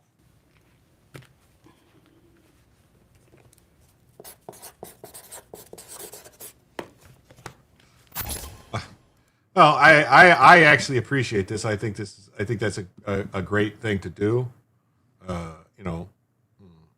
Hegseth military bases are no longer gun-free zones. Up until now, it was nearly impossible for service members to aim for. So okay, all right. So okay, and then this story about Tiger Woods. We're going to get into this right now. Tiger Woods flexes call with Trump before DUI arrest. Pardon odds remain low. Like, why would he need a pardon from Trump over a DUI? What is this like? Jacket, please. Yeah. This brings up a good point about the U.S. training foreign military members on our soil. Yeah, we do it all the time. We're training pilots for a bunch of countries. We train.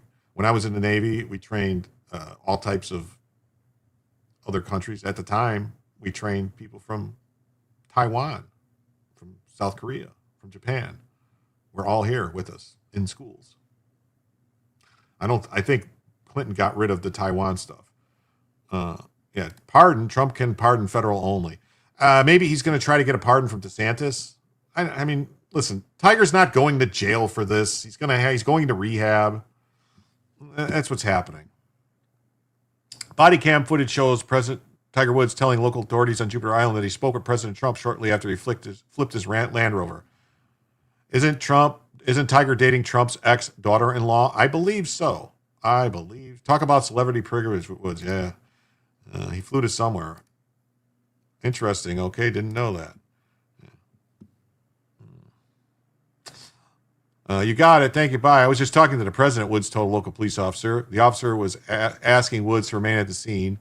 Woods flexes his call with Trump to law enforcement. Okay. Mr. Woods.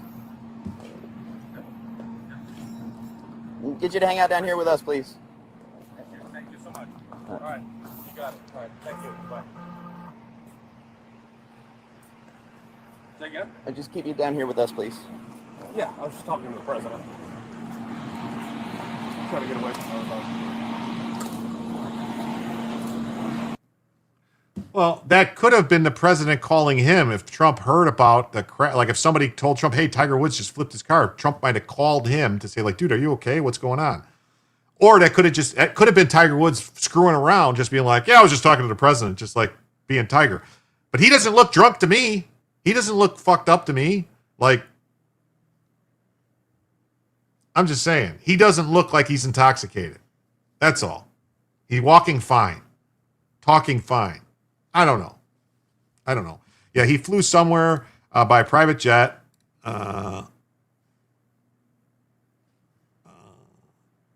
He flew somewhere, private jet, he got permission to go for some kind of treatment or something like that. Unfortunately for Woods, he failed an on-scene sobriety test administered by police after they said he showed signs of impairment and appeared lethargic. He blew triple zeros on a breathalyzer, but failed to submit a urine test. Okay. Woods told officers he was hoping to play in the upcoming Masters. I know and understand the seriousness of the situation I find myself in today. I'm stepping away for a period of time to seek treatment and focus on my health. This is necessary in order for me to prioritize my well-being and work towards lasting recovery. So he's, the judge approved it. Yeah. Judge approved it. A new polymarket bet, will Trump pardon Tiger Woods, showed about a 6% chance. He can't pardon him for this.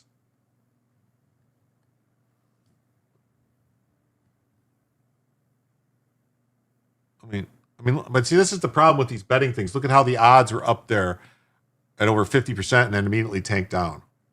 Woods admitted he took a few pills before the crash. Officers also found hydrocodone pills at the crash scene. Oh my God, no, he had Vicodin. The incident marks the second DUI in Jupiter Island area over the last decade.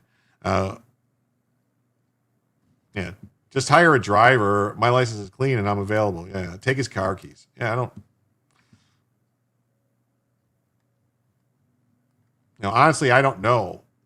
There's a 0% chance he will be pardoned for this. 0% chance.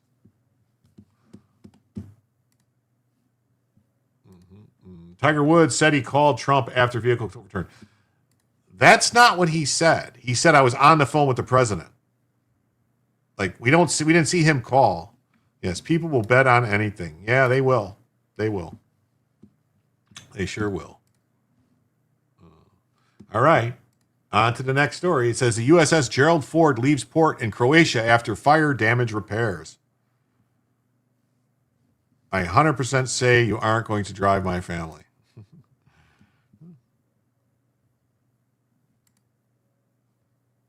What is this? Is this about this or no? It says the Gerald Ford is leaving Split, Croatia after a 5-day repair visit in the Adriatic port city.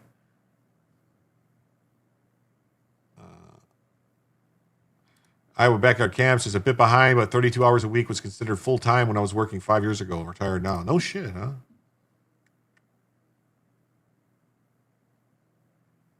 Oh, Trump said, I 100% say you aren't going to drive my family. The ship transited to Croatia on March 28th following a 3-day docking in Crete for refueling and repairs. It's a nuclear. I mean, they just call it refueling because they weren't putting nuclear fuel on it. The Gerald R. Ford initially left the Red Sea for Crete after an hours-long fire tore through the aircraft carrier's laundry unit. The Navy said the ship remains poised for full mission tasking in support of the national objectives in any area of operation.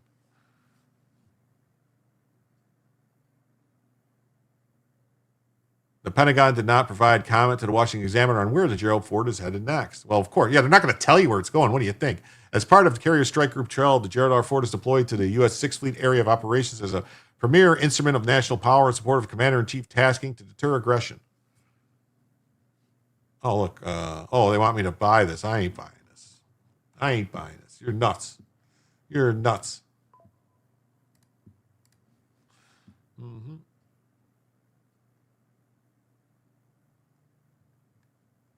The world's largest aircraft carrier, the USS Gerald Ford, is departed Croatia after receiving repairs during a 5-day port visit. The ship sailed out of the region early last week after sustaining damage from a fire in the laundry and berthing room amid an ongoing conflict with Iran.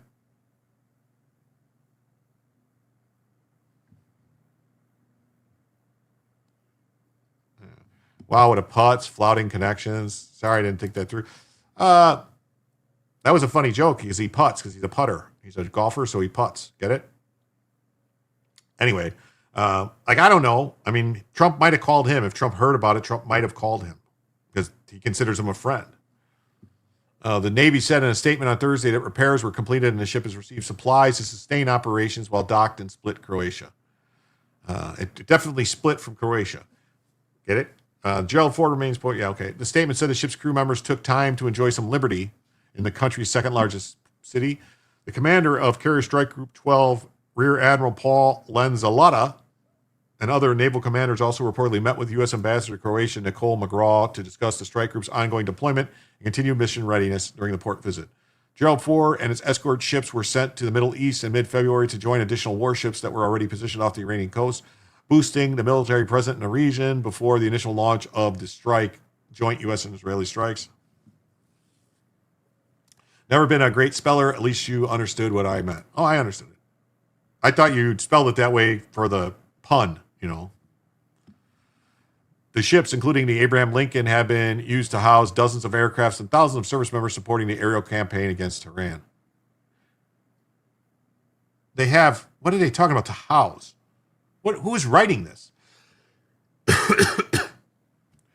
They have a carrier, air wing that's part of the boat. The third carrier, the George H.W. Bush, is reportedly also heading to the Middle East with 3 destroyers and a carrier strike group that consists of more than 6,000 sailors. The Ford Carrier Strike Group has been at sea since June, conducting operations in the Arctic Circle, the Mediterranean, Caribbean, and Red Sea. Ford came in and was exhausted. Yeah.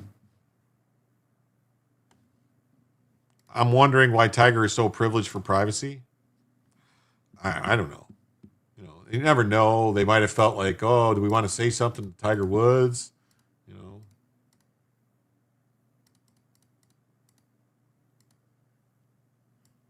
we want to say something to Tiger Woods? Let me see if there's any breaking news.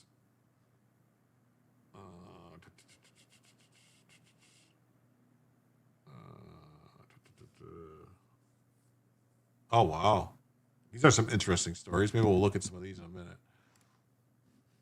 It says, SpaceX is in talks with Saudi Arabia's public investment fund about a potential $5 billion investment. Are they smoking in the bunks? No, supposedly, it was a lint filter on a dryer, that it was dirty, it wasn't cleaned.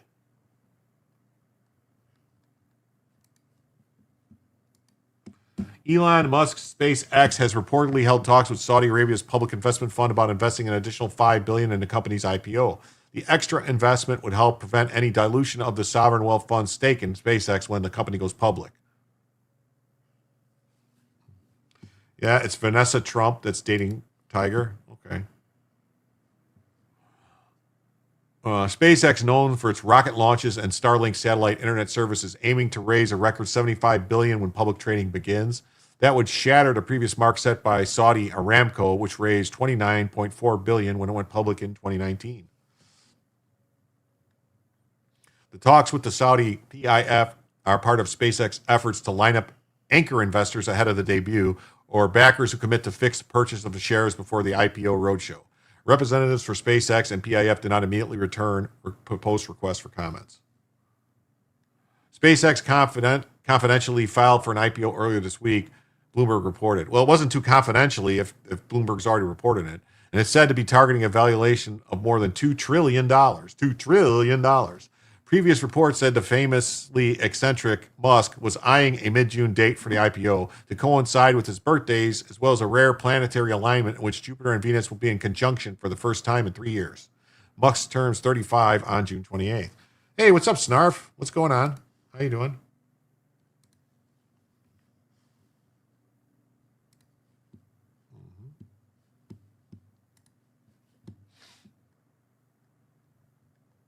Bank of America, Goldman Sachs, JP Morgan Chase, and Morgan Stanley are expected to take leading roles in the IPO.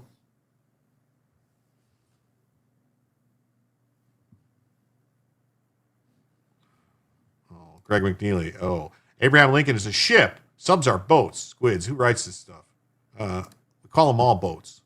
Sorry. We have people that are called boatswains on the boat. They're all called boats. Sorry.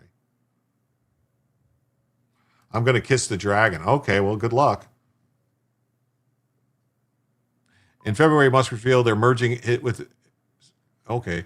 In February, Musk revealed that SpaceX was merging with his artificial intelligence firm xAI, best known as the creator of the Grok chatbot. The billionaire has floated the concept of building AI data centers in space to support his ambitions in the sector. Yes, goes on the poop deck, definitely. xAI rivals Anthropic and OpenAI are each reportedly planning to go public in the near future.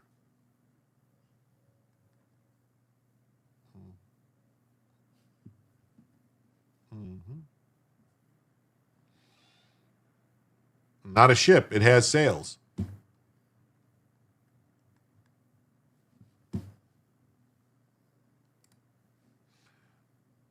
Look at this. A company backed by Trump's son looks to sell drone interceptors to Gulf states being attacked by Iran. Huh. A drone maker backed by President Trump's two oldest sons is trying to sell Gulf countries while they're under attack by Iran and dependent on the U.S. military led by their father. The sales drive by Florida-based PowerUs, which announced a deal last month to bring on board Eric Trump and Donald Trump Jr., positions the company to potentially benefit from the war their father began. So they're trying to say this is somehow illegal or something? Is that what they're getting at here? These countries are under enormous pressure to buy from the sons of the president so that he will do what they want, said Richard Painter. Oh, yeah. This Richard Painter's a real weirdo. This is going to be the first family of a president to make money off a war he didn't get to the consent of Congress for. That's a lie, all right? That is an outright lie. The Cheney family made billions of dollars from Halliburton during the Iraq War. The Clintons family made tons of money from wars. I mean, that's just ridiculous and wrong. Tons of people's family made money during other wars, like selling shit to the government and stuff like that. This is selling something to someone else. Power's co-founder Brett Volokik told the Associated Press that the company is making a sales pitch that includes drone demonstrations in several Gulf countries to show how its defensive drone interceptors could help ward off Iranian attacks. Richard Painter is just painting a narrative. Yeah. How optimistic are you that they will find the missing pilot? Not going to lie, I'm pretty worried about him. I heard reports they already found him. I don't know. Hey, what's up? How you doing? America First, great to see you. Man, I thought Elon was older than 35. I think he's 53. That's what it said, right? Did I say 35? I thought it said 53. Maybe I read it wrong. We are trying to give money for no war. Can you see my chat, America First? Hello.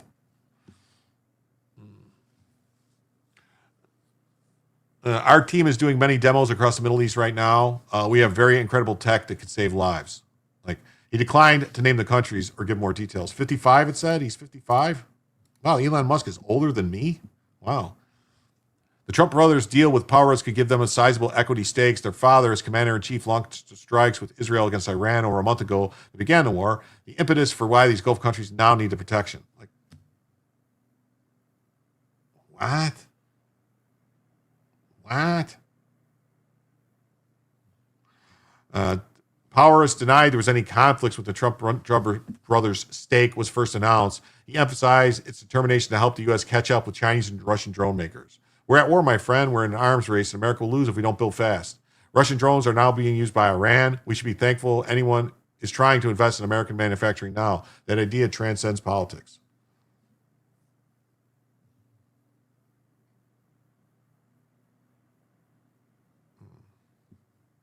The president's oldest sons have expanded their business interests beyond hotels and golf courses since their father took office again. The companies they've invested in or been named as advisors for with equity stakes run the gamut from cryptocurrency ventures to prediction markets to federal contractors making rocket parts, and rare earth magnets.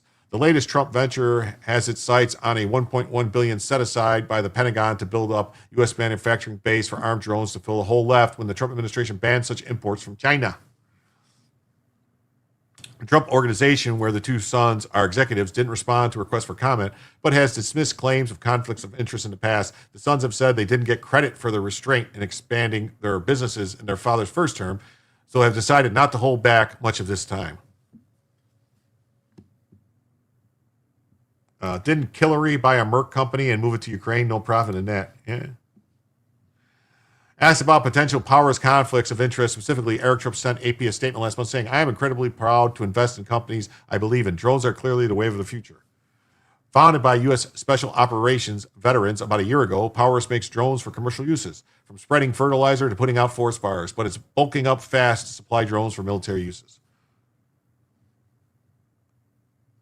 Didn't Jim say he was 35? Are you meaning Elon is 55? Did I misheard? If I said, I got to go back and look, I guess.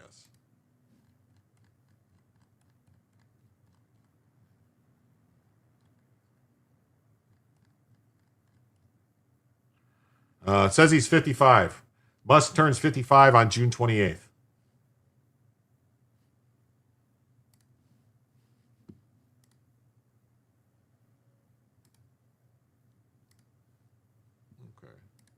Then AP has the same story. Company backed by Trump's sons look to sell drone interceptors to Gulf states being attacked by Iran.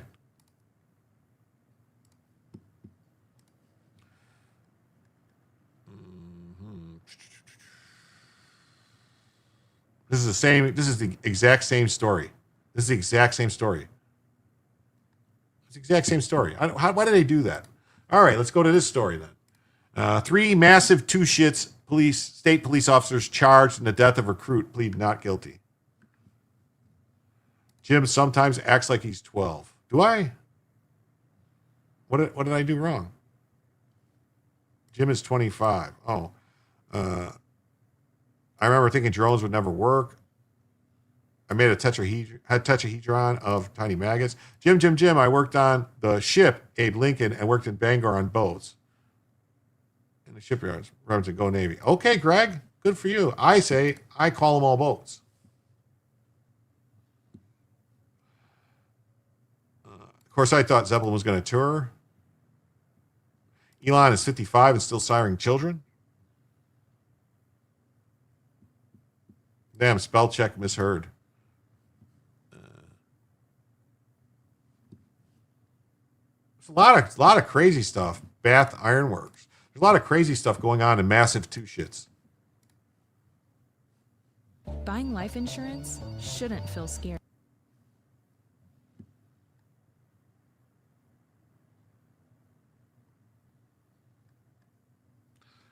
Three massive two shit state police officers are academy trainers. 3 Massachusetts state police officers have pleaded not guilty in the death of a recruit. The recruit died after a boxing training exercise. NBC 10's Kennedy Buck live in our studio with the latest from court. Kennedy, good morning. Hey, good morning, Mario. Allison, a state police lieutenant, along with 2 troopers, pleaded not guilty on Thursday to manslaughter and causing serious bodily injury. 25-year-old Enrique Delgado Garcia was participating in a training program for the police academy when he died following boxing exercises back in 2024. His family has been calling for accountability, and the special prosecutor over the case says Lieutenant Jennifer Penton and troopers David Montanez and Edwin Rodriguez failed to properly supervise the training. Delgado Garcia experienced a concussion after sparring the day before and was knocked unconscious. Their attorney saying this is nothing more than just accusations. They will be acquitted because a jury is going to evaluate this evidence and say these people did nothing wrong. And the professionals who are teaching others how to do this type of job are wrong for allowing this to happen. This should never happen. The judge allowed the troopers to be released on their recognizance. Another trooper is also charged in his death, and he will appear in court later this month. In the studio, Kennedy Buck, NBC 10 News. So basically they had boxing. They were teaching him to box, and he got a concussion boxing, and so they're going to jail for it. Oh, my God. So that I guess that means if you're in the military and you get killed during training, your family can sue the military for your death in training. Because same thing, people die in training. There's risks. There's risks. 3 massive two-shits state police academy trainers are accused of manslaughter and the death of a recruit pleaded not guilty to their charges. Trooper Enrique de Gala Garcia died in September from injuries he suffered during an exercise in a boxing ring. He was boxing. What's next? They're going to charge boxers with murder for a guy dying in a ring? Sergeant Jennifer Penton, Trooper Edwin Rodriguez, and Trooper David Montanez, and Trooper Casey Lamonte each face charges of involuntary manslaughter and causing seriously bodily injury to a person participating in a training program involving physical exercise. They've all appeared to court for their arraignment. They all pleaded not guilty. They were given a no-contact order with witnesses. The 3 were released on personal recognizance bail. The 3 are scheduled for another hearing on June 16th. Brad Bailey, an attorney for Penton, spoke outside. There's no question that the ultimate untimely death of Trooper Enrique Garcia on September 11th, 2024. Oh my God, September 11th. September 11th. This can't be a coincidence. At the State Police Academy is nothing short of a tragedy, but the tragedy of Trooper Delgado is not a crime. Filing these criminal charges will not bring Delgado Garcia back, and the Commonwealth's effort to apply an attenuated and convoluted legal theory to the underlying facts will not change that, nor will it transform this tragedy into criminal conduct. I mean, Charvon, what's up? Great to see you. Thanks for being here. Like, this is like, what is going on in Massive Two Shits? This is crazy. This is crazy. I guess they've really, like, man, I guess they really hate cops in Massive Two Shits. Massive Two Shits, troopers charged and recruit death are good people. Is this going to be a little bit more, maybe? Delgado, it says they said they're all good people. They're facing charges. Massachusetts nuts. Okay. Brian Ogden says Artemis 2 astronauts share their first images from historic mission. Well, I guess I will have to look at that. I'm Army, but I know that Submariner squids call them boats. So they were all cops. Yes, Massive Two Shits. Ha ha ha. That's what I call it. Massive Two Shits. It is shock and a massive disappointment how far the people of Boston have fallen since they threw the tea into the harbor. Today, they would probably go, sure, what do you want us to pay? You should know all the facts on this one. He was hurt the day before, and they forced him to box again against a more experienced boxer. Oh, okay. I thought he just got hurt boxing. I didn't know there was like a day before he was hurt, and they did it and forced him to do it again. Jim is just saying it like we feel. It makes him 12. I say go for it, Jim. Massive Two Shits. Yeah. How do you explain a broken femur from a boxing exercise? That doesn't make any sense.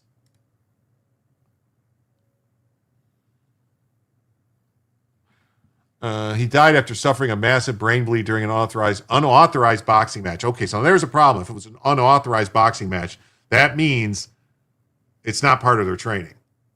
So this is there. Okay, all right. Now I'm starting to go, maybe they might have a case here. Sergeant Jennifer Penton and Rodriguez and Montez are facing involuntary manslaughter charges. They all pleaded not guilty. Academy supervisor is also charged with perjury. She's accused of giving repeated false answers during the investigation. Her arraignment on that charge is scheduled for later this month. Kickboxing? Well, maybe. Were they kickboxing? Maybe. Apparently, Tiger has a problem with Vicodin. He was not drunk. And the fourth person is scheduled to appear. The judge allowed Penton, Rodriguez, and Montez to be released on personal recognizance with the condition they not contact any witnesses. Their case is due back in court June 16th. During arguments over bail, defense attorney said they're all good people. These are not people who are violent.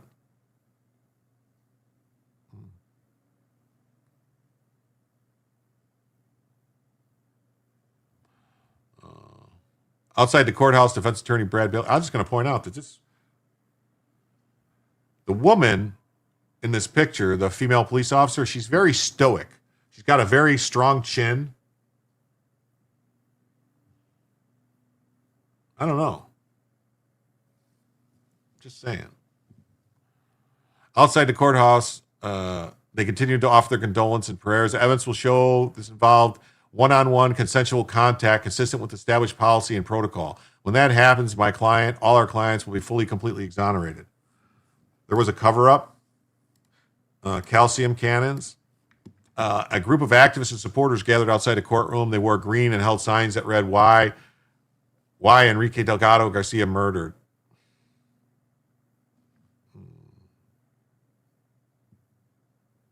If Jim is 12 for saying how he thinks he's messed up blue cities and states, I go for it. Okay. My brother broke his femur, was in traction for almost a year. Wow. This is Enrique. Obviously, a horrible disaster took place, but we feel the investigation to get to the truth has taken a long time. The people responsible for the death of the academy need to be held accountable. WBZ TV I-Team first broke the news and was reported that blunt force trauma injuries happened while boxing at the academy. Attorney David Meyer, and Attorney General Andrea Campbell announced the charges in February. The massive two shits peace officer standards and training post commission suspended all 4 troopers a short time later. I could totally hear her yelling, "Get over here and fight me, Nancy." Meyer said the independent investigation into the death found that he suffered concussion-like symptoms on September 11th during an unauthorized, unapproved, and unsupervised sparring exercises. The next morning, Delgado suffered a massive brain bleed during a competitive boxing match with another trainee. A day later, he died from his injuries. Okay, so yeah, who are we kidding? Massive two shits in Boston have always been a shithole. Hey, what's up, Kush Genie? Great to see you. Not sure if what actually posted. I didn't see anything from you, Jet, so it must not have posted, whatever you posted.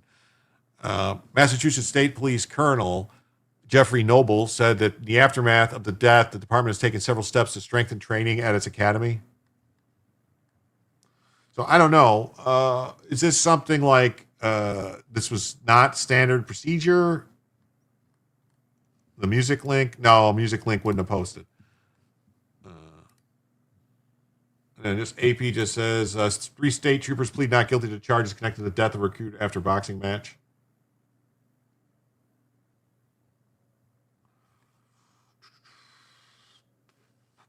So basically the same story. We're not going to read it again. All right, here's Trump talking about big, beautiful new cuts. Trump targets 2/3 of Consumer Watchdog Bureau. Yeah, this is about the CFTC. I think it is the Computer Finance CFTB. Is that CFTC? The CFPB. My son. Chat stopped working, but I read it now. How do I fix this? You got to refresh. That's a Rumble problem. It's a Rumble problem. They didn't list all his injuries. Okay. All right. Okay, Nanny Goat, I'll take your word for it. I'll look more into it when more story comes out. I just can read what they publish in the story. I mean, if it's a local story that you have local links on and you want to give me the link, I'll take it and read it.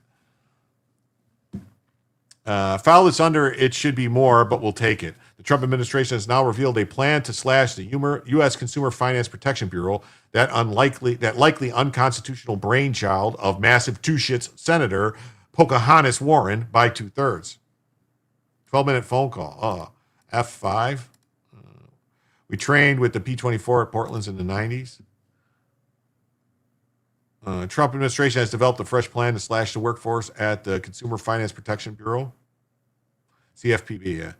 In a filing submitted Tuesday evening to the U.S. Court of Appeals for the District of Columbia, the Justice Department said the new plan showed the administration will not shut down the CFPB entirely, as the lower court had found they planned to do.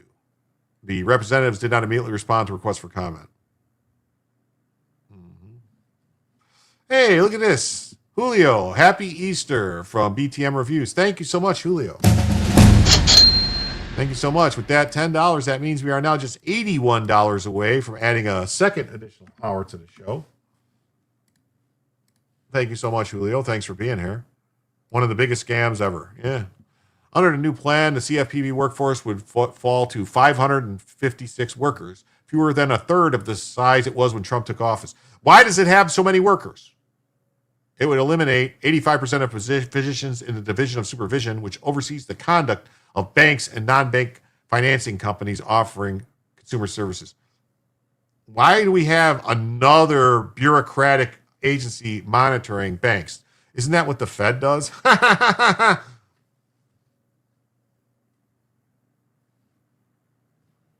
Remember the thief on the cross. Good Friday, everyone. Oh, look at this. BTM Reviews for 20 says, now you're 61. Let's go chat. Thanks, Dave. If you guys don't know, BTM Reviews has two channels. He has BTM Reviews, which he does a lot of like reviews of like books, movies, TV shows, stuff like that. And then he has BTM Reviews Bourbon channel, which is really good. If you like bourbon, on Monday nights, they do like active tasting and stuff, and they have giveaways where they give out samples and different stuff. So you should check it out, BTM Reviews or BTM Reviews Bourbon channel. With that, that means we are now 61 away from adding a second additional hour to the show. Thank you so much, Dave. What the? Garcia had a broken neck, busted teeth, broken leg, and brain injuries. Effing liars. Oh my God, really? That's insane. That's insane. All the roads of war lead back to the banksters. I agree with you. I agree with that. I get rid of the banksters. I think we need to break up the banks. I think the Fed is unconstitutional and should be, like how could the Fed exist and have it be a private organization that controls all our monetary finances, but has no oversight? They can't even, a judge blocked them from getting records to see what they've done with our $3 billion that they've spent on the Taj Mahal, their new Taj Mahal. I mean, how is that possible? What is going on?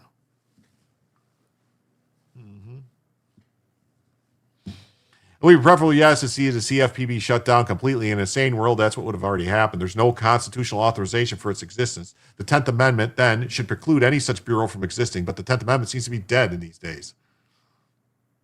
So we work what we have. The Justice Department said the lower court should be allowed to consider lifting a stay that concurrently blocks the administration from carrying out its plan. The administration has been battling in court until now for permission to eliminate nearly all the positions, something that lawyers for an employee union and others have argued would be illegal, but would prevent the agency from fulfilling duties.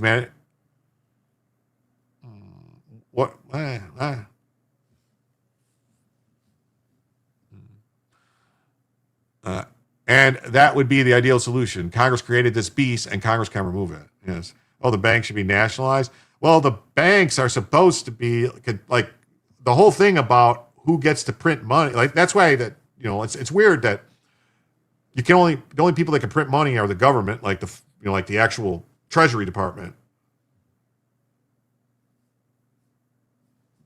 And prior to the Fed, banks that were regional, you had different banks that, like the San Francisco Fed, all these different banks would print the money and have them, the Treasury would print them there and it would be stamped with coming from those places. And it's just weird, man. I don't know, man. The guy was sparring with him was also a recruit and a pro fighter. Oh my God. Judo wasn't karate. As was the case, so many of Senator Warner's scheme, this idea was a great track record of taking bad situations and making them worse. It's unlikely the current Congress will take any such action. Honestly, they have bigger fish to fry, like getting the SAVE Act passed. So we may once more have some confidence in our elections, but that has to be done. So we have no guarantees that GOP will still hold the keys to the House and Senate after this fall's election. The clock is ticking. The GOP minorities aren't all that great, and there are plenty of things that are more high priority. The Federal Reserve prints the money. No, the Treasury Department. Treasury prints the money. The Fed tracks the money. The Treasury prints the money. 8 minutes behind. The Treasury prints the money, but the Federal Reserve is the one who puts the serial numbers on it. Isn't that insane? Funny how modern monetary theory movement seems to have evaporated. Yeah. Shit, you're still 8 minutes behind. That ain't good. Yeah, we flew $6 billion of cash into Iran. Yeah, the Treasury prints the money, but when the Treasury prints the money, there's no serial numbers on it or anything like that. And then it gets puts the serial numbers and stuff on it. So it's weird, man. It's very weird. And the Fed decides where the money goes. How is that legal? How is that constitutional? That this private, independent organization controls our money. Need another reason to vote in the midterms? At all costs, get out there and vote. Yes, it's crazy. It is crazy. Wow. I didn't even realize the goal had ended. I didn't even realize the goal had ended. Wow.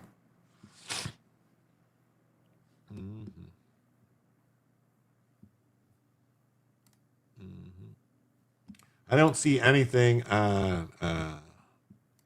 Let me just look real quick. I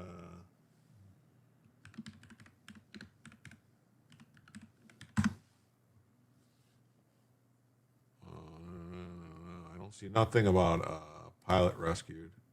I just wanted to check.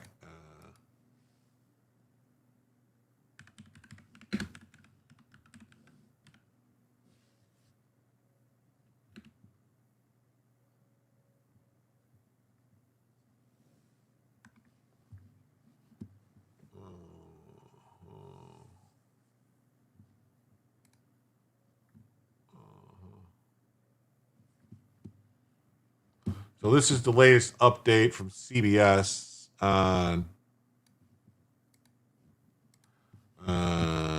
latest updates. U.S. fighter jet shot down by Iran.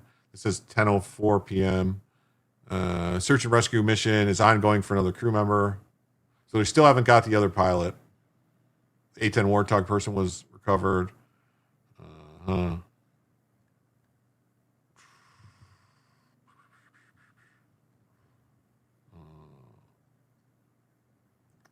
Still nothing there. Let me see real quick. Just check X.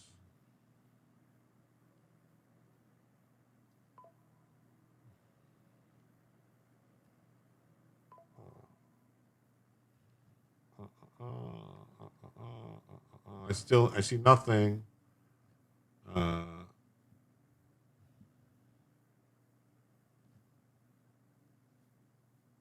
Uh-oh.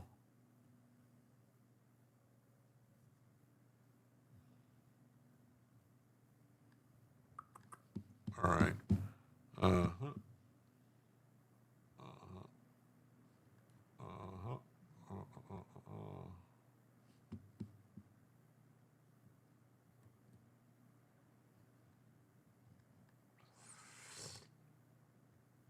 I don't see anything. I don't see anything anywhere about. I don't see anything. I'm looking other places. Bureau of Engraving and Printing prints the money. Sorry. Yeah, it's part of the Treasury Department. Yeah. It's part of the U.S. Treasury. But they don't, the serial numbers don't go on until the Fed gets them. And they go into circulation. They put the serial numbers on right before they go into circulation.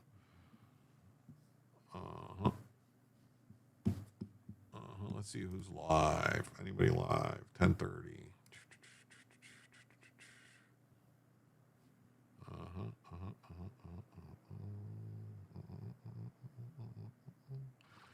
What do you guys? Let me know in the chat. All right, I'm going to ask the chat right now if you guys want to go listen to some karaoke or do you want more news and stuff. One, if you want to go listen to some karaoke. Two, if you want to go more news stuff. I got two options of where to send you. I don't know what you guys want. Karaoke, singing, stuff like that, music, or more news and information.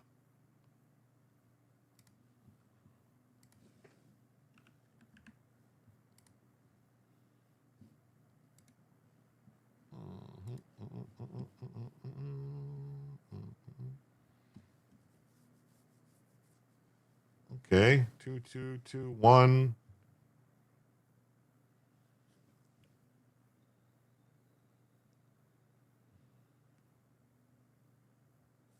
Okay. All right.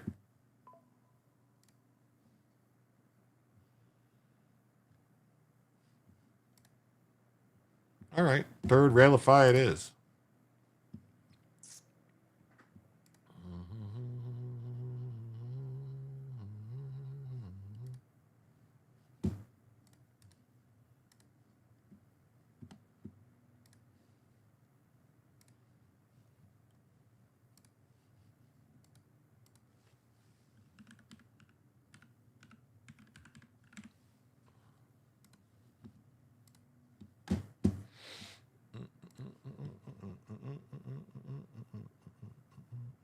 You don't care? Anything's fine? All right.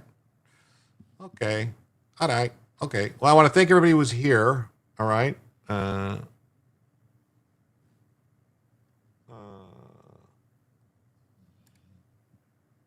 Oh, well, we can listen to this real quick. Actually, something's going to go down.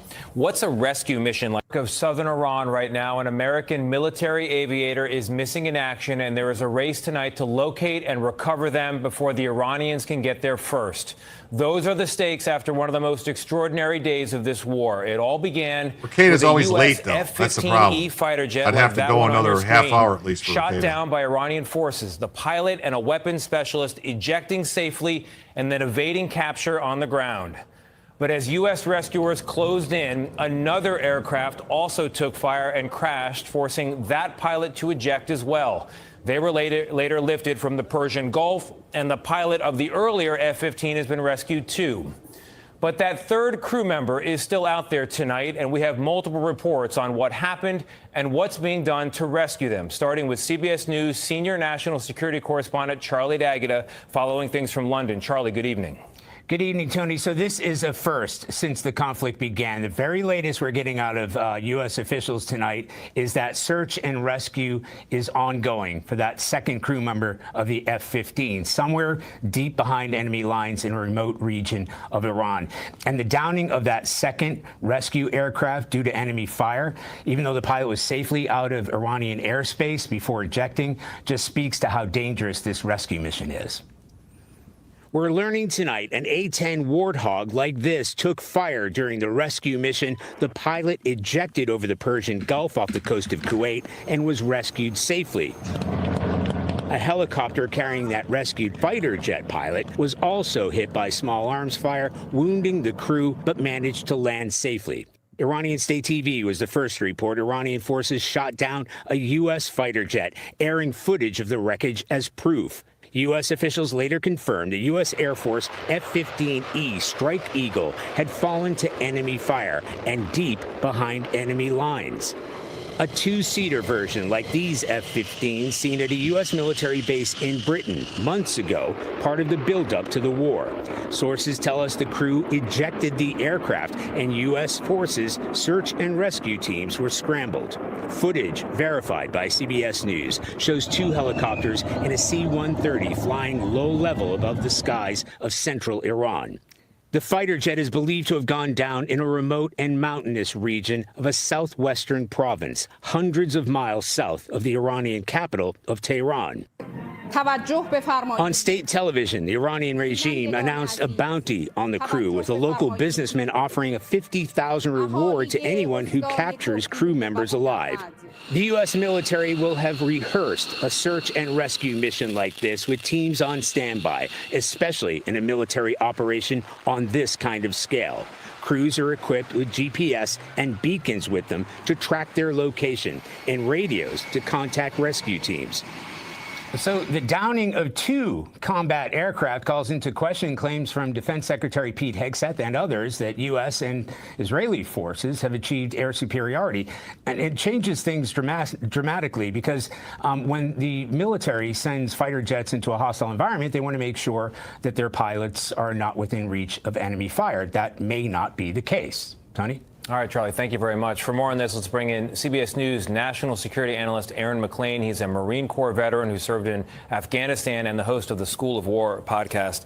Aaron, just so everybody knows, I can't send you to Rekida because he doesn't have a stream up yet. He doesn't have anything scheduled yet on YouTube, so I can't redirect to him. So that's that with that. All right, everybody, I'm going to send you over to Third Railify. It's a nice panel show. They're going live. They're live right now. They're talking about news and other topics, and they will talk to you in the chat. They'll participate with you. They'll do all the good stuff. I want to thank everybody who was here. Please remind everybody, come on back tomorrow night. I'm going to have a show tomorrow night. I think I'm streaming with Joe tomorrow night. So I don't know what time, but tomorrow me and Joe are going to stream together, I believe. So we'll have that show, and see you all there. And please come on back for Jim to tell you the news. Thank you.